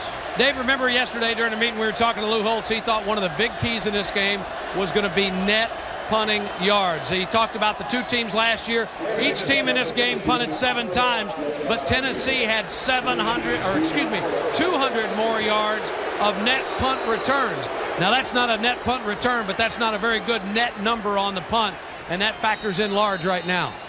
Yeah, he looked us right in the eye yesterday and said special teams will make the difference in this game when it's all said and done. We'll see. There's a lot of time left, 1.5 quarters to go here, but Tennessee right at the 20-yard line, 1st down and 10. Haynes over the middle again, touchdown Tennessee. Man, they are clicking now. I couldn't believe that the strong safety wasn't there. Where was the strong safety on that play? Again, left side, he's going to come off the line right into this nettle zone right here. Right across, look at this, nobody with him. Strong safety doesn't come over. He bites on the play. That was Coach Simpson who bid on it, and so did Wilson. They both bid on the play fake up inside. Nobody in that deep zone. He just comes off the line untouched. Chris Brown finds the open space and picks up a touchdown reception. The true freshman from Louisiana, who was suspended a week ago, back on the field this week and makes an impact. Back after word from your local stations. Just at 22 points and lead it 22-8. Ball's bouncing around at the 13-yard line, out over the 20. And Dave, let's go back to that touchdown, and why did it work? Well, first of all, you're going to see, here's Coach Simpson. He's supposed to be back over here. They've got 1, 2 guys over here, and they've got 1, 2, 3. What they're going to do is they're going to run a pattern right off there. Nobody is going to be in this area. That's why I said, where's the safety? He's supposed to be coming over. Anybody could have thrown that ball. And Ainge, he's just standing back there looking downfield, just tossing it wide open. You just can't allow that to happen. Ainge now with 16 touchdown passes this year. Nothing happening on that play. A solid performance defensively as Omar Gaither steps up, takes on a defender, and then brings down Andre Gauze. And now all of a sudden you get the feeling that they've got to go downfield and they've got a quarterback with a sore arm. For Carolina, it's a tough task right now. They've got to go downfield. They've got to challenge Tennessee to get back in this football game. Can't go 3 and out here, put more pressure on your defense. He's got trips to the near side. And it's also our first look this half at Dondrell Pinkins. Pinkins will throw, has Thomas. They will say it's a catch at the 32-yard line. That is very close to the first down, depending on the spot. He has trips to the right side when he just throws that little slant inside underneath. Good looking, good catch off the ground. It's a bobble, but it's clean. Ball never touched the ground. See, the ball never makes contact with the ground. Good heads-up play, but I think they need the arm of Dondrell Pinkins, and that's a sore arm. That's that rotator cuff that Lou Holtz told us we didn't think we'd see a whole lot of Pinkins, but he can throw the football. If he can throw it 15, 20 yards, he's all right. He winces, though.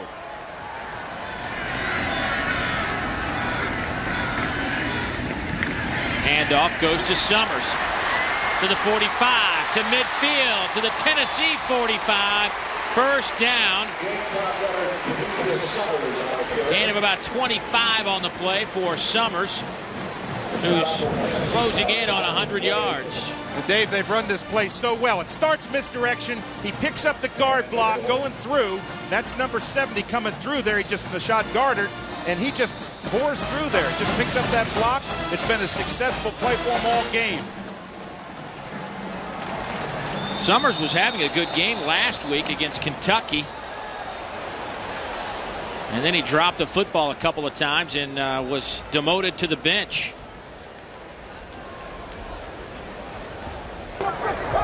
Dead ball, false start on the offensive line, 5-yard penalty, first down.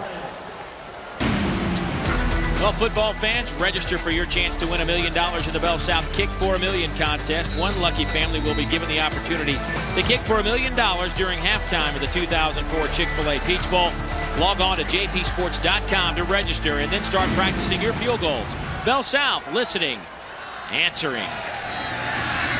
Little option play, swinging to Gonzie Gray. He's tripped up. Omar Gaither with another good defensive play on this drive for the Vols.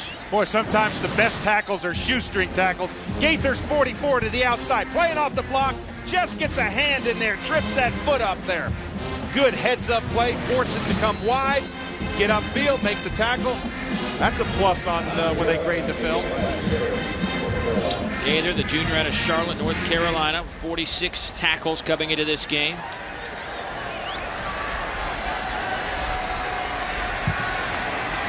Second down and 14. Here's Pinkins, pressure coming. Dondrell bouncing around, now to the outside. Gets a block, close to the first down at the 37. And keep an eye on that shoulder. He hops up, but you had to think that didn't feel good. Yeah, this was a blitz play. It's going to collapse the pocket inside. What happens is that South Carolina picks it up well, and Pinkins just kind of scatters his way through there, picks up a couple blocks downfield. But that was all Pinkins, all by himself. Blitz action by Tennessee didn't get to him. But he's now giving them the spark, Dave, that they need. 245-pound senior. Bench presses over 400 pounds as a quarterback. Wow. That's a lot of man. A lot. South Carolina looking at 3rd and 1. They'll hand it off to Summers. Has the first down at the 33 and is stopped right there. Jason Allen from his safety position makes a good tackle, and Summers slow to get up. He has been hobbled by bad ankles since he got here to South Carolina a year and a half ago. And that was one of those tackles low in the lane. And Summers against Tennessee kind of had his coming out party a year ago in that overtime loss. Up in Knoxville, the freshman ran for 158 yards, carried it 27 times, averaged over 6 yards per carry. It wasn't enough, though, as Tennessee came back to win in overtime, 23-20. Now, the week before, he had 161 yards against UAB, his career high. And now he will head to the sidelines. He gets a nice ovation from the Carolina fans. 95 yards on 10 carries. And that could be down in the ankles because he jumped over a pile and pushed hard on that ankle to get to the outside. Just didn't get his feet down quick enough. It might be right back where he's been hurting. Pinkins keeps it around the left side. Give him 11 on the play. Another first down. And you see the spark that Dondrell Pinkins has given him. Good block downfield by Williamson that time on Fellows. Got a good block. Aaron scoreboard, Oklahoma up by a touchdown in the 4th. West Virginia out in front of Rutgers. Purdue hanging on. Minnesota over Indiana. Wake Forest hanging on late in that game. And Clemson, boy, a lot of close football around the country today. 8th play of this drive on 1st and 10. Pinkins fires incomplete. You know, one difference that Tennessee is doing right now is they're bringing pressure from the outside. They bring pressure. This time it was Gaither, 44. He's going to get right out there. Oops. You look around number 32. That's Turman. He says, oops, I missed him. It doesn't allow the quarterback to step up. He sees that pressure face right in his face. John Chaffetz, the defense coordinator, said, hey, we're not going to let you just sit back there and pick us apart. Boy, Omar Gaither has had a solid 3rd quarter here in Columbia, South Carolina this afternoon. He's been all over the place. 2nd and 10. In motion goes Gauze. Handoff to Dacus Turman. Gets 2, maybe 3 on the play. Brought down by Jesse Mahalona. Boy, no bigger down right now than this 3rd down play. 3rd down, about 6 or 7. You've got to come up with it. You've had your offense shut down. You've got to come up with some kind of play to get first down. You can't settle for a field goal here. You got to go for a touchdown. South Carolina 5 of 12 on 3rd down conversions today. They are looking at a 3rd and 7 inside the 20.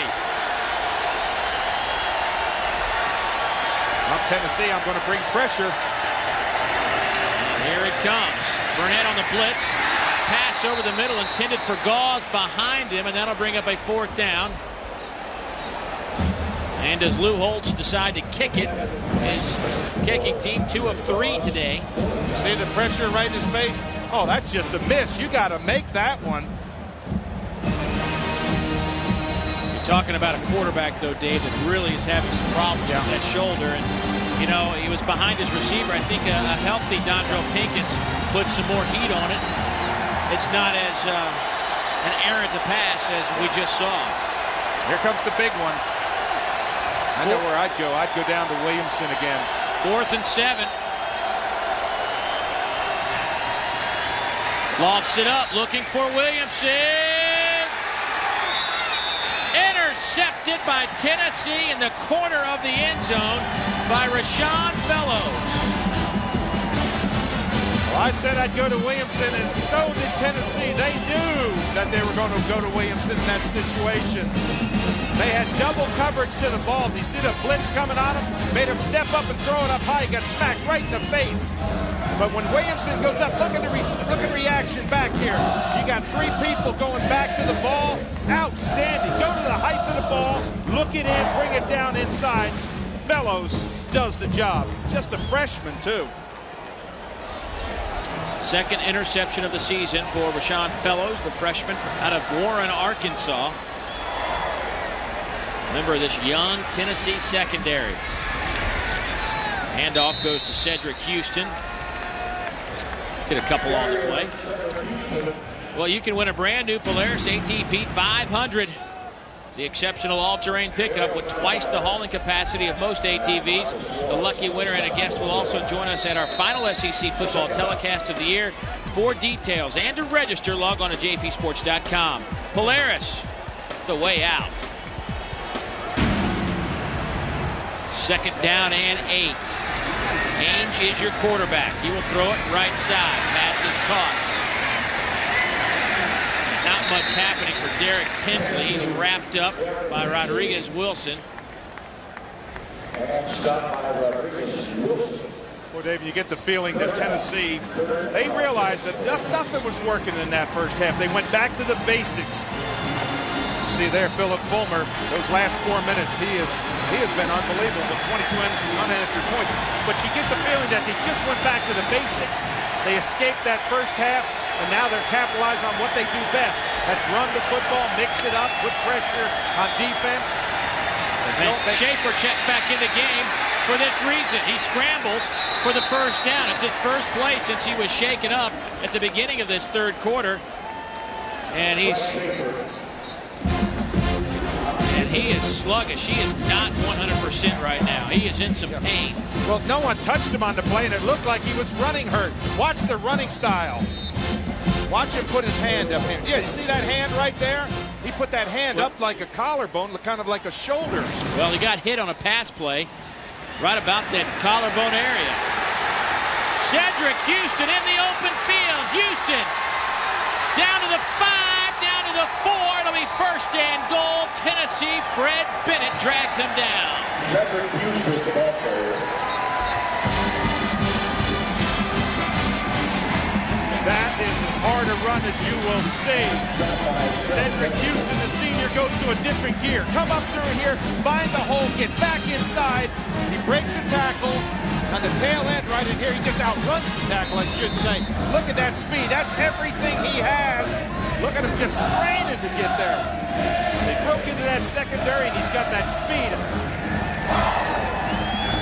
How about these numbers for Cedric Houston as we have hit the end of the third quarter?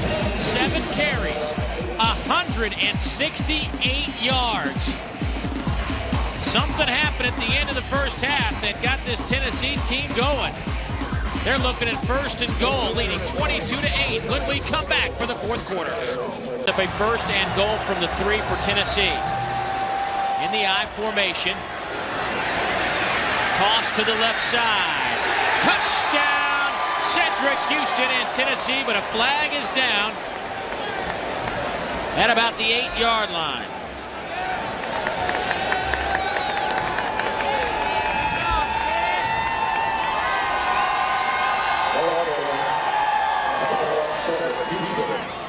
Well, you got about 80,000 people holding their breath, waiting for the call. Incidental face mask on the defense. Half the distance to the goal. Repeat first down. So I guess he didn't get in. They called him out. Well, Philip Fulmer says, no, we don't want it because we want the touchdown. But I think they called him short. Watch again on the play right here. Toss out. Get a good block. Up front, people. Anderson right there. Good block. I don't see the face mask. Oh, yeah, right there was the face mask. But, his knee was down.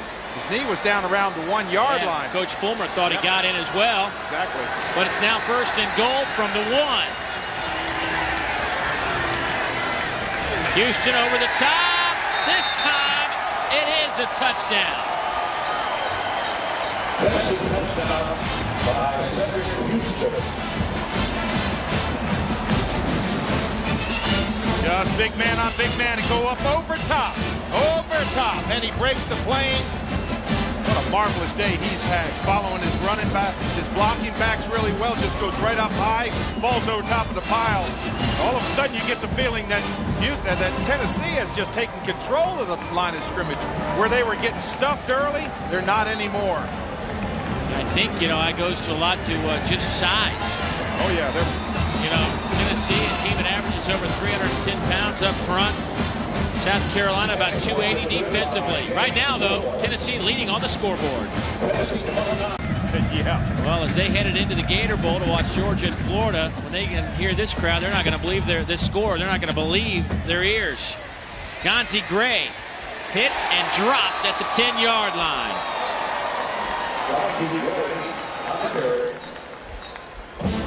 Here's our Chevron fourth quarter statistical look, and it has been, as you might imagine, a pretty good show by the Volunteers through 3 quarters. There were some horrible stats in there. You see an evening of the stats, and you see Tennessee going ahead. They have dominated since that last drive in that first half.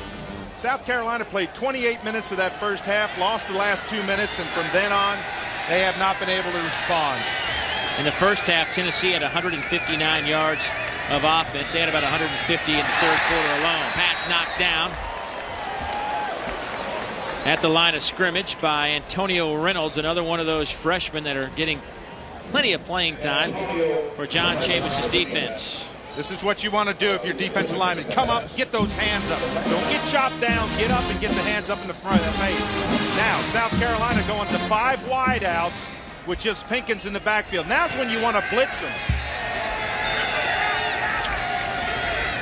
4-man rush. Pinkins throws far side of the field, hits Whiteside. They will mark it at about the 17-yard line, and that'll bring up a third down and about 4.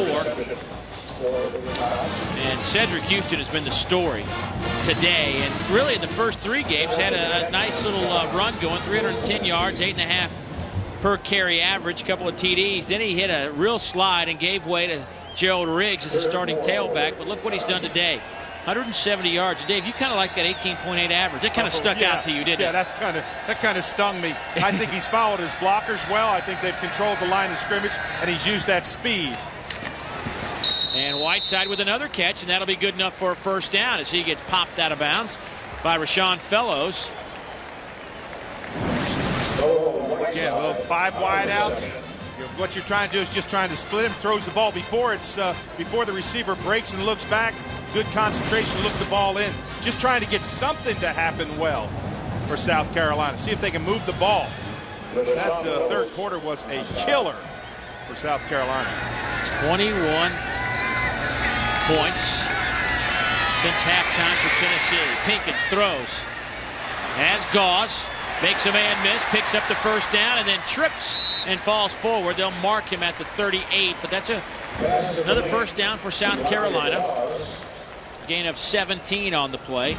And I just, Dondrell Pinkins, Dave, as we watch him throw again, coaches Skip Holtz and Lou Holtz telling us about how much pain is involved for Dondrell Pinkins to throw the football. And I just, he's really their only option right now with Savell Newton with a high ankle sprain. But do you worry about any potential fear down the road that this might hurt Dondrell a little bit more? Right now, it looks like it's working great. Gonzie Gray tripped up at the 10. Jason Allen trips him up.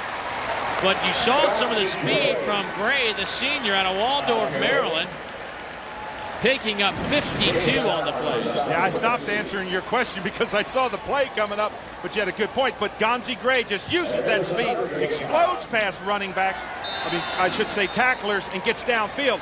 This is what they needed to have happen in that third quarter. They needed the spark. But you go back to about Dondrell Pinkins' shoulder. He's got a rotator cuff. That's actually the joint up in the shoulder. They're going to have to go in, clean it out perhaps, but there's not a whole lot of damage he can do to it now. It's already injured. Right. So that's why we see him right now. That it's just going to be painful.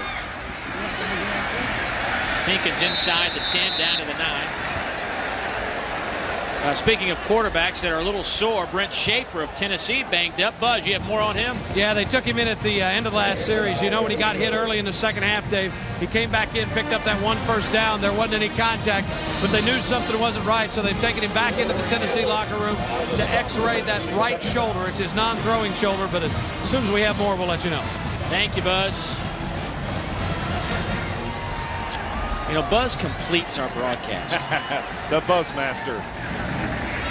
Pinkins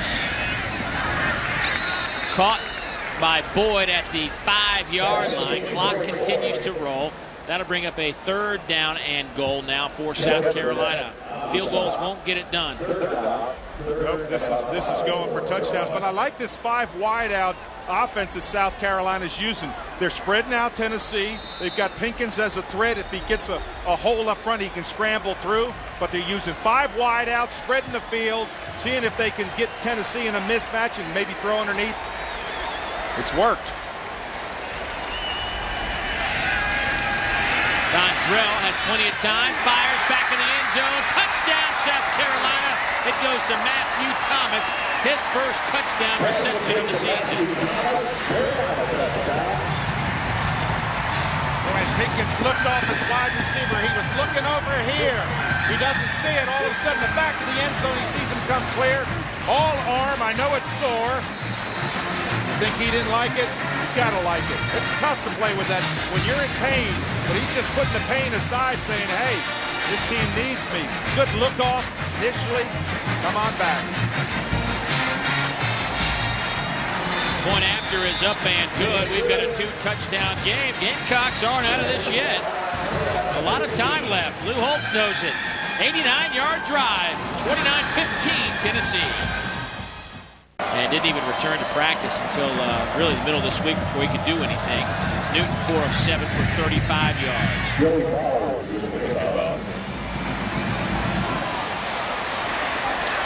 Kick taken to the 22-yard line. Corey Larkins. And Tennessee will come out and take over. And Cedric Houston is really, he might have just earned himself another starting nod next week. Well, I've been really impressed with him. He's following his blockers. He gets through the hole with great speed. Then he uses that cutback. This one here was a great run. Cutback, stepped over his own man. Cut back again. He knows how to run with the football. Then over top, those are the tough yards. But Cedric Houston has just exploded. When you get 170 yards, you got to have those 44, 54, 65-yard runs. It appears also that Eric Ainge will take this ball team home. As Schaefer went back to the locker room, we heard from Dave Baker moments ago, checking on him. Houston bottled up on that carry. Dave, how conservative do you get now, leading by 2 touchdowns? You got over 11 minutes to go. Do you still run your offense, or do you just try to keep it on the ground? I think you keep it on the ground, especially when you have somebody like a Cedric Houston that's having such a big day. He put it in his hands. He hasn't put it on the ground. He hasn't fumbled it. Just keep on giving him opportunities. Houston out to the 28-yard line. Marquis Paul, the true freshman out of Wingate, North Carolina, makes the tackle for the Gamecocks, 6'5", 305. As you look at another true freshman, Eric Ainge. Boy, you know, you've seen Ole Miss. You've seen Ole Miss, as you see Jason Respert down, injured for Tennessee. But we saw Ole Miss, Dave, do this 3-quarterback rotation, even changing play-by-play. Tennessee hasn't done that all year until today. They've gone in and alternated quarterbacks inside of those possessions, and nothing was working until they started doing it. Do you continue down that path? Well, answer that when we come back. I will. All right. We'll step aside for a moment and hear the answer from our legend, Dave Rowe, after this. Drew comes in. The senior from Maryville, Tennessee, at center. Ainge lofts it up. Incomplete at the 35. Brett Smith was the intended target. Coach Simpson on the coverage. But let's go back a couple of plays and see if we can pick up Jason Respert's injury and see what happened to him. Jason Respert's number 63, right in the middle right there. Watch the tail end of this play. You see, he comes down. Oh, he gets rolled right back in there on the back of his leg. See, you're not protected from there, Dave. That's where it really hurts. Again, you see Respert coming. He's coming from the right and gets rolled right on the back of those legs. Ouch. That hurt. That was Marquis Hall, number 79, who rolled up on him. Marquis, 305 pounds himself. Colquitt's punt. Whiteside says everybody get away, and they do. And the ball is down at the 27 with 10:04 to go here in the fourth quarter and a 2-touchdown advantage for Tennessee. The announcers for this game are selected and compensated by Jefferson Pilot Sports. This broadcast is a copyright presentation. Any use of this broadcast without the express permission of the Southeastern Conference and Jefferson Pilot Sports is prohibited. Dave Neal, Dave Rowe, and Dave Baker, just among the many that are here to bring you some of the sights and sounds from an SEC Eastern Division tilt between the 11th-ranked Vols and South Carolina, a team that snuck into the top 25 earlier this year. But right now, this South Carolina offense, Dave, has to get it cranked up with 10 minutes to play. Yeah, use that same wide out, 5 wide outs. It worked. They picked up yards. Why not keep to it? Gain of 11 by Summers. They marched it 89 yards the last time they had the ball, Dave. Yes, they did. They found Chauncey Gray out in the flat, and he just burst through there for big yardage. But 5 wide outs and spread in Tennessee. I'm really surprised that Tennessee is not throwing and bringing pressure to him. But you got to give a lot of credit. Dondrell Pinkins throwing with that sore shoulder. Completed a quick drive downfield. Can they do it again? Same situation. Trips to the top. 2 split to the bottom. Nobody in the backfield. Pinkins hit as he lets it go. Throws it out of bounds. Jason Allen came with pressure from his safety position. And a flag down at the 42. Wow, you talk about pressure. I thought this was a screen. Man, look at the number of white shirts in there. They were in there fast. It may have been, Dave, and there may have been a hold defensively. We'll wait and see, but actually South Carolina might be backing up. But yeah, that definitely looked like a screen, the way those Tennessee defenders got in at the quarterback so quickly. You know, you asked me a question before we went to break, and I wanted to answer it. What happened? Ineligible receiver downfield, number 74 on the offense. 5-yard penalty. Repeat, first down. But the point about Ainge and Schaefer splitting time and all that with Philip Fulmer making that decision, he wasn't upset with Ainge as much as he was looking for something to give him a spark. And he brought in Schaefer. Schaefer gave that little spark with his legs. He's gone back to Ainge. Now Schaefer's hurt, so Ainge is the man. But it's been a good blend. Pinkins hit as he throws. Troy Williamson across midfield into Tennessee territory. That's a first down at the 46-yard line. Jason Allen makes the tackle, but not before Williamson and company pick up 17. Boy, nice throw. Nobody in the backfield. You got nobody back there to protect you. You're going to take hits. But he throws the strike in there. They're moving the ball downfield. You know, you start looking at that clock. If you can get a score in here, this is big. But again, nobody back there to protect you. Throws a strike. He looks to his favorite receiver, Troy Williamson, and he delivers. Here comes some pressure. Pinkins sees it, throws, complete at the 40. That'll go to Noah Whiteside, the sophomore out of Greenville, South Carolina. Whiteside just comes. He's just going to cut it off inside. Right there, just be a target, be open, just in case you get that pressure. I like that play coming underneath. You look for underneath. If you've got time, you can go deep. If you can't, you come back, you find somebody like Whiteside. This is vintage Dondrell Pinkins. Here's Summers. He made the catch right at the first down marker. I'll be interested to see where they spot it. Well, I think they're going to spot it wrong. Look where they spotted it, way back there. He needed to get to the 36, and they will spot it at the 37.5-yard line. Omar Gaither with the tackle. Watch where he catches the ball. He catches the ball right there. Now he gets pushed back. I know he's running, but he's in the grass. Where they marked it was back around the 37-yard line. He was almost to the 35-yard line when he caught it. Lou Holtz is saying, wait a minute, he caught it way up there. Timeout taken by South Carolina with 8:22 to go in the football game. South Carolina on the move. Boy, the Vols getting real banged up today on the road. Here's Pinkins on 3rd and short. Dondrell hit as he throws it, popped up in the air. Omar Gaither with the interception. Gaither to the 45, falls forward to the 47. And for Gaither, his second interception this season, and he has had a whale of a second half. And Dave, guess what? Paris Harrelson came in and put the pressure on Pinkins. Absolutely, put the pressure on Pinkins. They didn't go for the fake. It was going to be try that little delay fake where he just comes back and watch him get hit right there. The ball just goes straight up in the air. Look at Gaither stand there saying, holy mackerel. And good run. This guy, Gaither, can run with the football, but you see right there, Harrelson just puts the hit from the backside. They didn't buy any of that fake. They just came with pressure. A little excitement on that Tennessee sideline. Omar Gaither, really, Dave, we've said his name probably 10, 11 times here in the second half. He's made some real big plays. And that's the third turnover by South Carolina today. That handoff goes for a loss of about 4. George Goss with the tackle. But Tennessee's defense really stepped it up here, Dave, in the second half. Oh, it has been. It's been interception. They intercepted that long ball.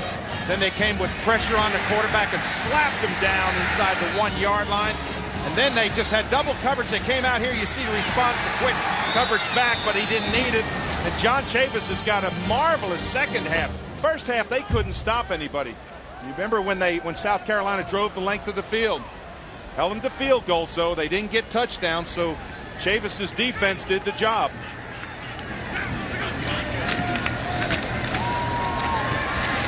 Handoff goes to Houston. He gets it to the 49-yard line. Actually, they'll spot it right about midfield now to bring up a third down and about 7. This South Carolina defense really came out and set a tone early on, Dave, but they just could not keep it together. And you know, where did it, from somebody who's played this game, where did it go south for South Carolina? Well, what happened for South Carolina is their defense came out, held them to a safety. They came down. They were only able to get field goals. So they were only up 8 points. Just before the half, they played 28.5 wonderful minutes of football in the first half. Then all of a sudden, Tennessee got that drive, and it was all over. You could just see the momentum going back to Tennessee. They came out third quarter, and I mean, they put the pressure on them in the third quarter. Jackson defending Chris Hannon, and in the process made some contact before the ball actually came to Hannon. So pass interference, number 16 on the defense, 15 yards from the previous spot, automatic first down. You see Ainge just sitting back there looking downfield, throws a nice strike in there. It's a well-thrown ball. Contact, you can see that Hannon, he gets up, he wants it. He's saying no. He said that's interference, point over. And it was. But I'm telling you, I've not seen Tennessee play worse in the first half, but come out and play this well in the second half. They have really responded. Whatever they said in the locker room, I want to tell you something, they got people's attention.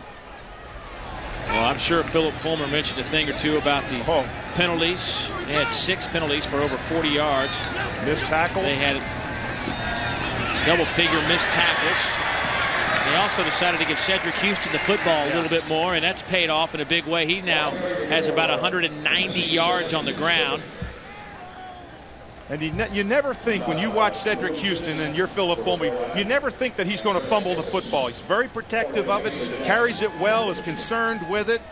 Fumbles are, as Lou Holtz told us, are caused by carelessness or courage. And let me tell you something, there's no doubt that Cedric Houston has got the courage and he's got the carefulness to be careful with that football. Tennessee has not had a penalty in the second half today after a 7-penalty first half. And you also mentioned that big offensive line. That big offensive line has come out. They made a few changes, but I mean, they have worn them down up front, Dave. Let's once again go down and check in with Dave Baker. Buzz. Dave, what a difference a year makes. Jason Respert went out with that ankle injury. That means Chuck Prue, the senior, is in there at center. He is the backup. On the day of the South Carolina game a year ago, he was hospitalized with what was a life-threatening viral infection. He missed 10 games, but he's back. He says he's almost back to his regular weight, and good to see him back out on the field. It is, and it's good to see him playing some meaningful minutes. Big old boy, isn't he? Oh, boy. 6'3", 310 out of Maryville, Tennessee. Time to look at our Yamaha scoreboard and get you updated. Whoa. Ooh. Whoa. Whoa. Whoa. Less than a minute to play in that game. 38-35. West Virginia rolling it up on Rutgers. Minnesota by 2, and Wake Forest gets a scare from Duke, and Clemson holds on to beat NC State. Wolfpack going south now. That ACC is a wacky league. Handoff goes to Yancey. Touchdown, Tennessee. 23 yards.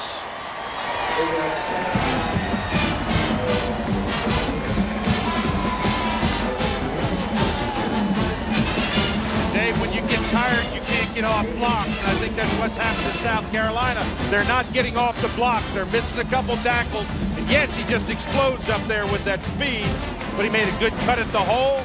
They couldn't get off blocks. Results, 7 points. Yancey, the sophomore from Norfolk, Virginia, 5'8", 185 pounds. His first touchdown of the season. A flag is down.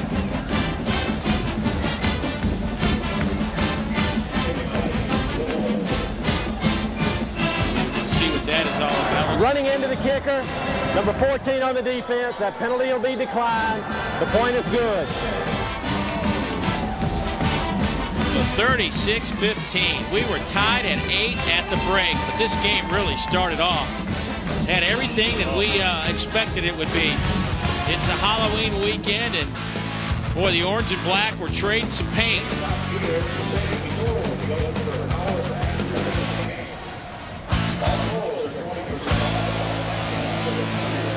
Tennessee knew what they had to do today if they want to go to the Georgia Dome on December 4th and play in the SEC title game, and that was win right here. South Carolina knew what they had to do. Win out if they wanted to go to Atlanta in the SEC title game. So Tennessee one step closer. More football coming your way next Saturday, 12:30 Eastern, 11:30 Central. You will see one of these games, Georgia at Kentucky or Arkansas at South Carolina.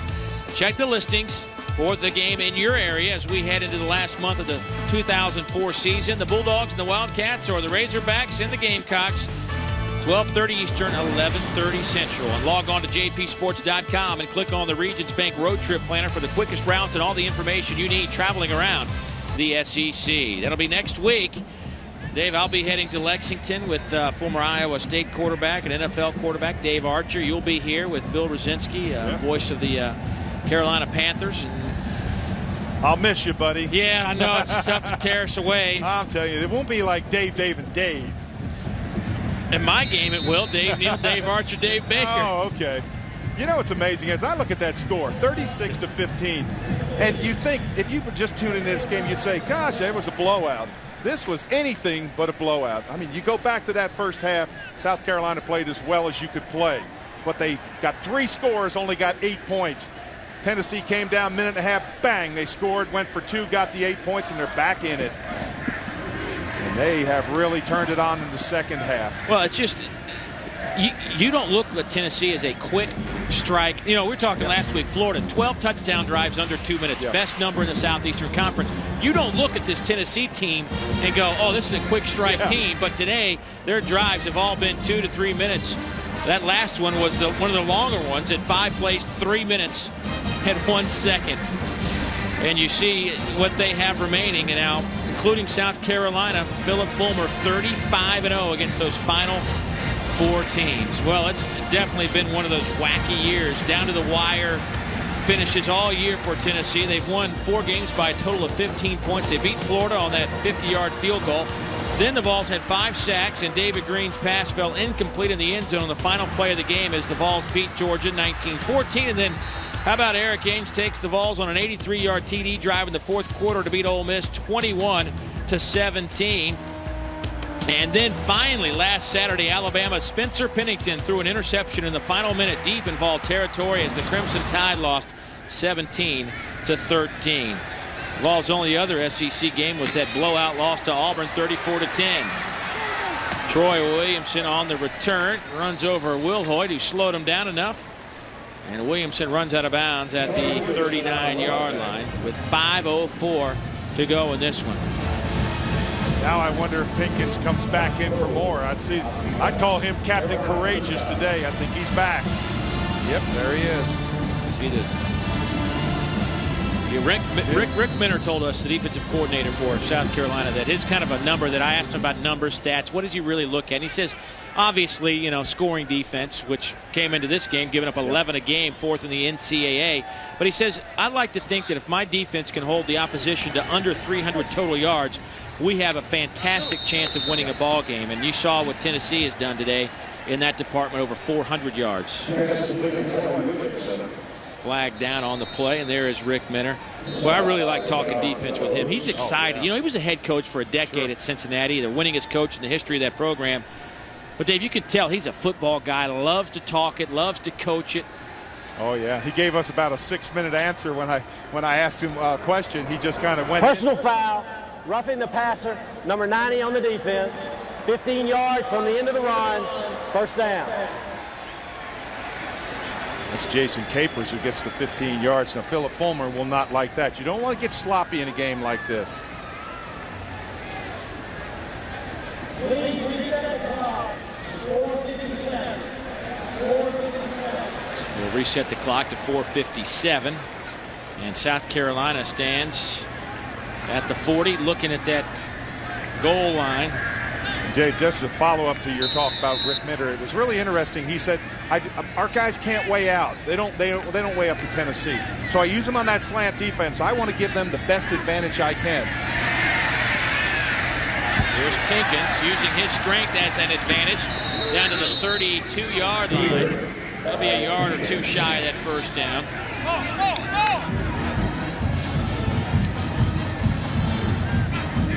Second down, they'll say second down and a long one. Dontrell Pinkins will go ice down that shoulder. Our Yamaha scoreboard shows it is a final now. Oklahoma hangs on over Oklahoma State by a field goal. Here's Summers. Demetrius Summers down inside the 20 to the 15-yard line.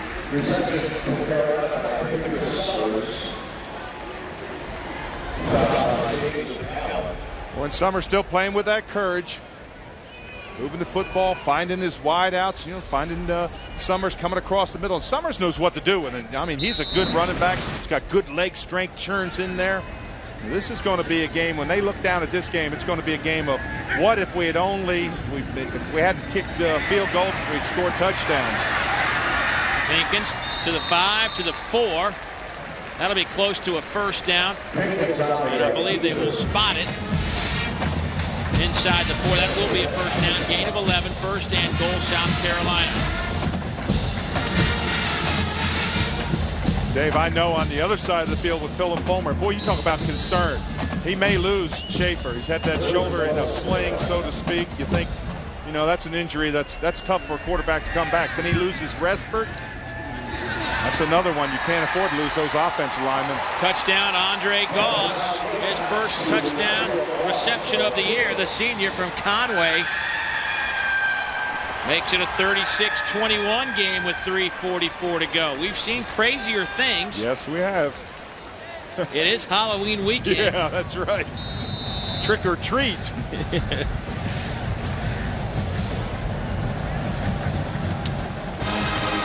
Here's Josh Brown to attempt the point after. It is up and it is good. So it's a 2-touchdown game with 3:44 to go. Maybe 190.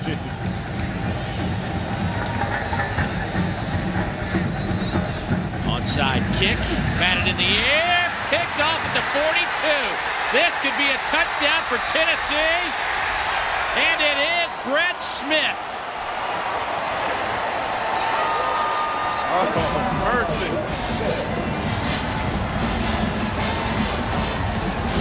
How about that? Well, what he did is he didn't wait for it to go 10 yards. Everybody on South Carolina's team was waiting for it to go 10 yards. He catches it at about 9 yards. Watch him come right there. He catches him, just splits him. He's right through. Now he's passed. All he's got to do is run it in. He didn't know you're supposed to wait for it to go 10 yards. Easiest touchdown of his career. Maybe it will be the easiest he'll ever score at the college level. Bounced right, hit him in the numbers. Oh, wow. And off he goes.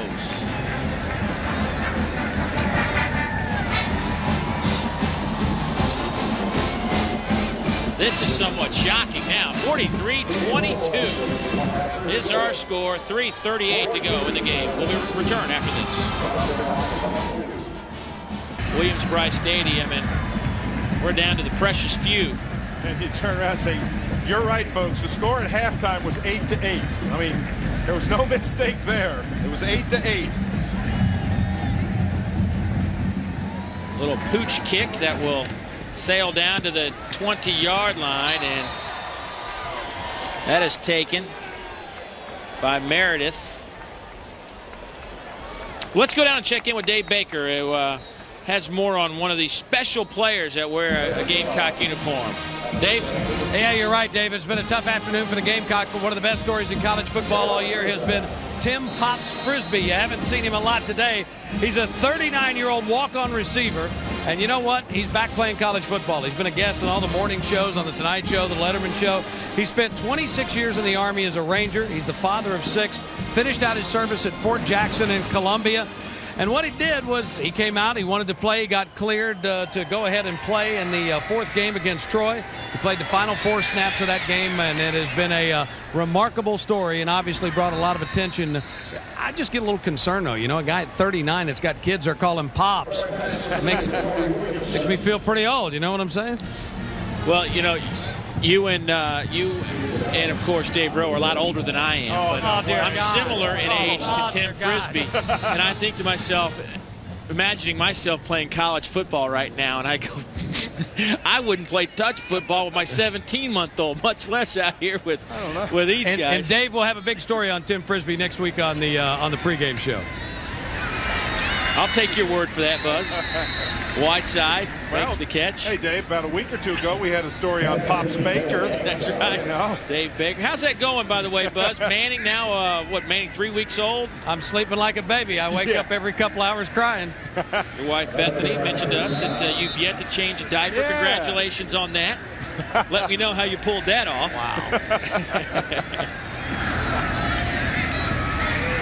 Here's Pinkins. Another good catch by Whiteside down to the 37-yard line. That'll be shy of the first down. Closed captioning for SEC football provided by Nissan and your Nissan dealer. I guess there went my dinner in Lexington next week at Buzz's house, huh? Yeah, you're not going to Buzz's house. You know, this 5 wide out, it's really been interesting. I think they just kind of stumbled on it. It's a hurry-up offense, but they have had a lot of success moving the football with that 5 wide spread. Spread them all out, throw it underneath, let Pinkins look downfield. His offensive line's given a little bit of time. They have stumbled on an offense that has some real promise for him. You know, the game is somewhat dictated this day, but how about this? Dondrell Pinkins has thrown it 35 times, and he's completed 26 today for 243. Not bad for a guy with a torn rotator cuff. Exactly, and this offense has been a lot of it. There's Boyd. That's a first down. Yeah, this formation's been a lot of it. He's moved them down the field. They just had a horrible third quarter. That's what they had.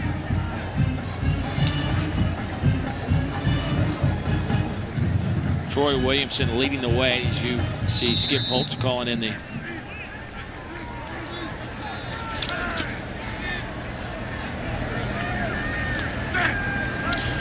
there's Rick Stockstill moments ago, not Holtz. He's up in the booth. Flag down, 31. Rick Stockstill, former Florida State player. Looks like a hold that could come back. 86 Chris Clark looked like he had a grab of Jonathan Hefney. Sure did. It's a throw-out timing pattern you see right in there. There's the hold. That's what they're calling. That's what I think they will call. Yeah, you got to let go of him eventually. Holding on the offense, number 86, 10-yard penalty from the spot of the foul. Repeat first down. Oh, there's a final. 38-35, still a final. It'll be a final the rest of our lifetime. Yeah. Wow. It's over. That's a close game. 20-14 at the half. How about Wake over Duke? And Clemson beats NC State by 6. Here's Pinkins, continues to throw. Boyd through his hands. In terms of receiving for South Carolina, Troy Williamson 7 receptions, Whiteside with 6, Summers with 5. Eric Ainge for Tennessee, 9 of 16 with an interception, 109 yards, but 3 TD passes. Once again, Ainge doesn't have flashy numbers, Dave. He just finds a way to get his team to win. Yeah, and it was handing off to Cedric Houston. That's what got him a chance to win. Oh, what a hit! Thomas bounces off a couple of players, loses the football. But matter of fact, one of the first plays in our game today, Matthew Thomas got hammered on a play similar to that. Left the field. Looked like he was injured. This time he bounces off. Well, this is a good one. Watch that strong safety come up right in there. But you got to wrap him up. You got to put your hands around him. Now you wrap him up. He fumbled football but got right back on it. There's no quitting this South Carolina. A lot of disappointment. You saw that sideline picture. Through the hands of Gonzie Gray.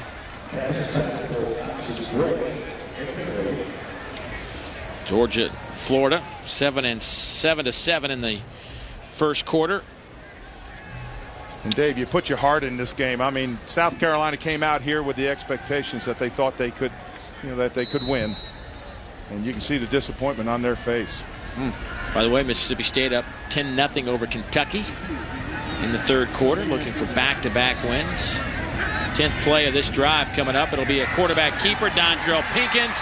Touchdown, South Carolina. A 4-yard scramble by Pinkins. And, Pinkins has gutted it out today with a bad shoulder. And his reward is a touchdown. Big hole in the middle. He sees it, puts that football down, just runs right in. Again, he's going to pass. No, he sees that hole. That is quarterback draw all the way. What you do as an offensive lineman, you invite the defensive lineman outside. You open right up in the middle, and he scores. Dontrell, 29 of 40, 278 yards. Running the football, he's 10 carries for 46 yards and a touchdown. Point after is up and good. And that makes it a 43-29 game. Now, I'm going to go back to this, okay, and say what I've been saying all week and on radio shows and whatnot. First 1 to 20 wins. That still held true today. Even though we've got a 43-29 score, Tennessee was the first team to 20. Yeah, you're right. They were. Well, we saw how Tennessee, when they get in tight games, they go back to the basics. They go back to running that football. When they got in trouble, when Ainge wasn't able to do a whole lot, Schaefer gave him a little spark, yes. But Cedric Houston was the one that really ignited him. There's no question. I think Schaefer and Houston, a combination, just changed the dynamics of this game. The two of them, they start with Riggs at tailback. You start with Ainge at quarterback. You bring in Houston. You bring in Schaefer. And all of a sudden, there was a little switch that kind of turned on. And it was amazing what it did to the team as a whole. And you know what? That all starts with Philip Fulmer. He made the decision to do that. And Randy Sanders, the offensive coordinator. That's a tough call, but it worked for him. Well, Philip Fulmer has had his way with South Carolina, Kentucky, and Vanderbilt in the SEC East. As you see, he has never lost to those clubs. Georgia and Florida, a little different story there. 14-12 against those two clubs. And as we have said, the final 4 opponents for Philip Fulmer and his club, 35-0 he is against those. Of course, Notre Dame still on the schedule. And then Kentucky and Vanderbilt and Kentucky to round out the Vols' 2004 slate. Little pooch kick will sail out of bounds.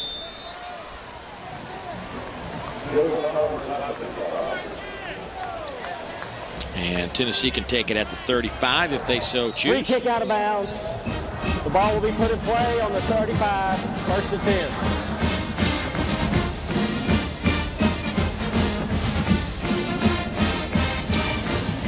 Here's a look at some conference games today. Update you on what's happening. Mississippi State up by 10 over Kentucky and tied at 7 in Jacksonville. 7:45 Eastern time, 6:45 Central. Auburn at Ole Miss, and then at 8 o'clock Central, 8 o'clock Eastern, 7 Central.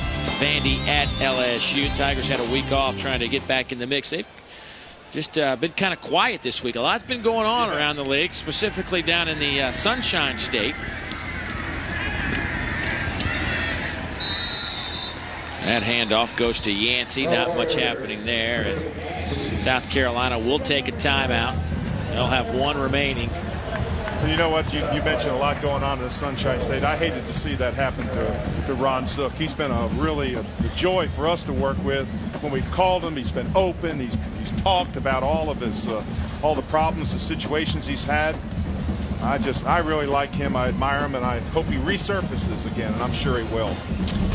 Well, as you see that, you know, when you see and when you follow this the last 3 years, Ron Zook was under the gun, under the microscope from the second he said yes to that job at Jeremy Foley. And, you know, expectations in Gainesville are high, as they are at a lot of schools around the Southeastern Conference. And, you know, he knew going in what the expectations are. He's talked about it since he got the job that, you know, people there want national championships and SEC titles. And, you know, I think I asked Lou Holtz, you know, the story. He and Steve Spurrier have a pretty good relationship. As a matter of fact, when Coach Holtz's wife, Beth, was diagnosed with cancer, one of the first people to call him was Steve Spurrier and say, bring her down here to Gainesville and we'll get you set up at these hospitals and treatment centers. And I asked him yesterday, have you talked to Coach Spurrier about the job down in Florida? And he says, I got bigger problems to worry about than that. I got my own issues. Well, he does. It's how to regroup after a stunning loss like this. That's going to be tough for him to regroup. Well, our Napa Auto Care Center's players of the game. Yeah, I think that's pretty easy. Yeah, that's a pretty good choice. I think both of them are good choices. Pinkins also had 46 yards on the ground on 10 carries and a touchdown. So a guy that has missed some action, returned to practice last week. There's a man who lost his starting role who might have just gotten it back. I think so. And on the other side of the field, the other player of the game, Dondrell Pinkins, I think he just had courage out the years. Come in there, rotator cuff problem, sore arm. They said he can't throw over 30 yards. And, I mean, he has run the ball. He has thrown completions, a lot of yardage. And every time, I mean, you don't think of him going back in with the lead that Tennessee had. But I'm sure he was up there saying, Coach, put me back in. I want to go back in. How about this when you look at their offense? 539 yards of total offense for South Carolina today. And, you know, a lot of that has come here in the fourth quarter when Tennessee is dropping back and letting them kind of attack them underneath. But that's a lot of yards. Yeah. That's a lot of yards.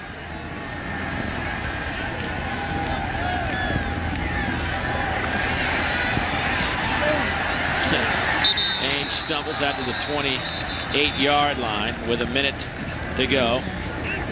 Boy, if you're Philip Fulmer, you got a lump in your throat as you watch your quarterback, the only one that you got healthy right now, running out there and stumbling. I don't think you'd like that.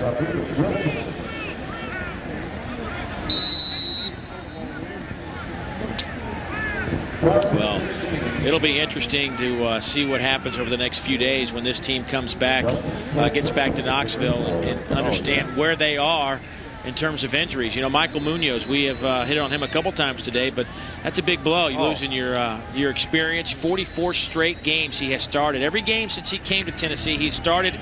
Today, that streak was snapped because of a concussion suffered last week against Alabama. And Whiteside takes it over the midfield stripe.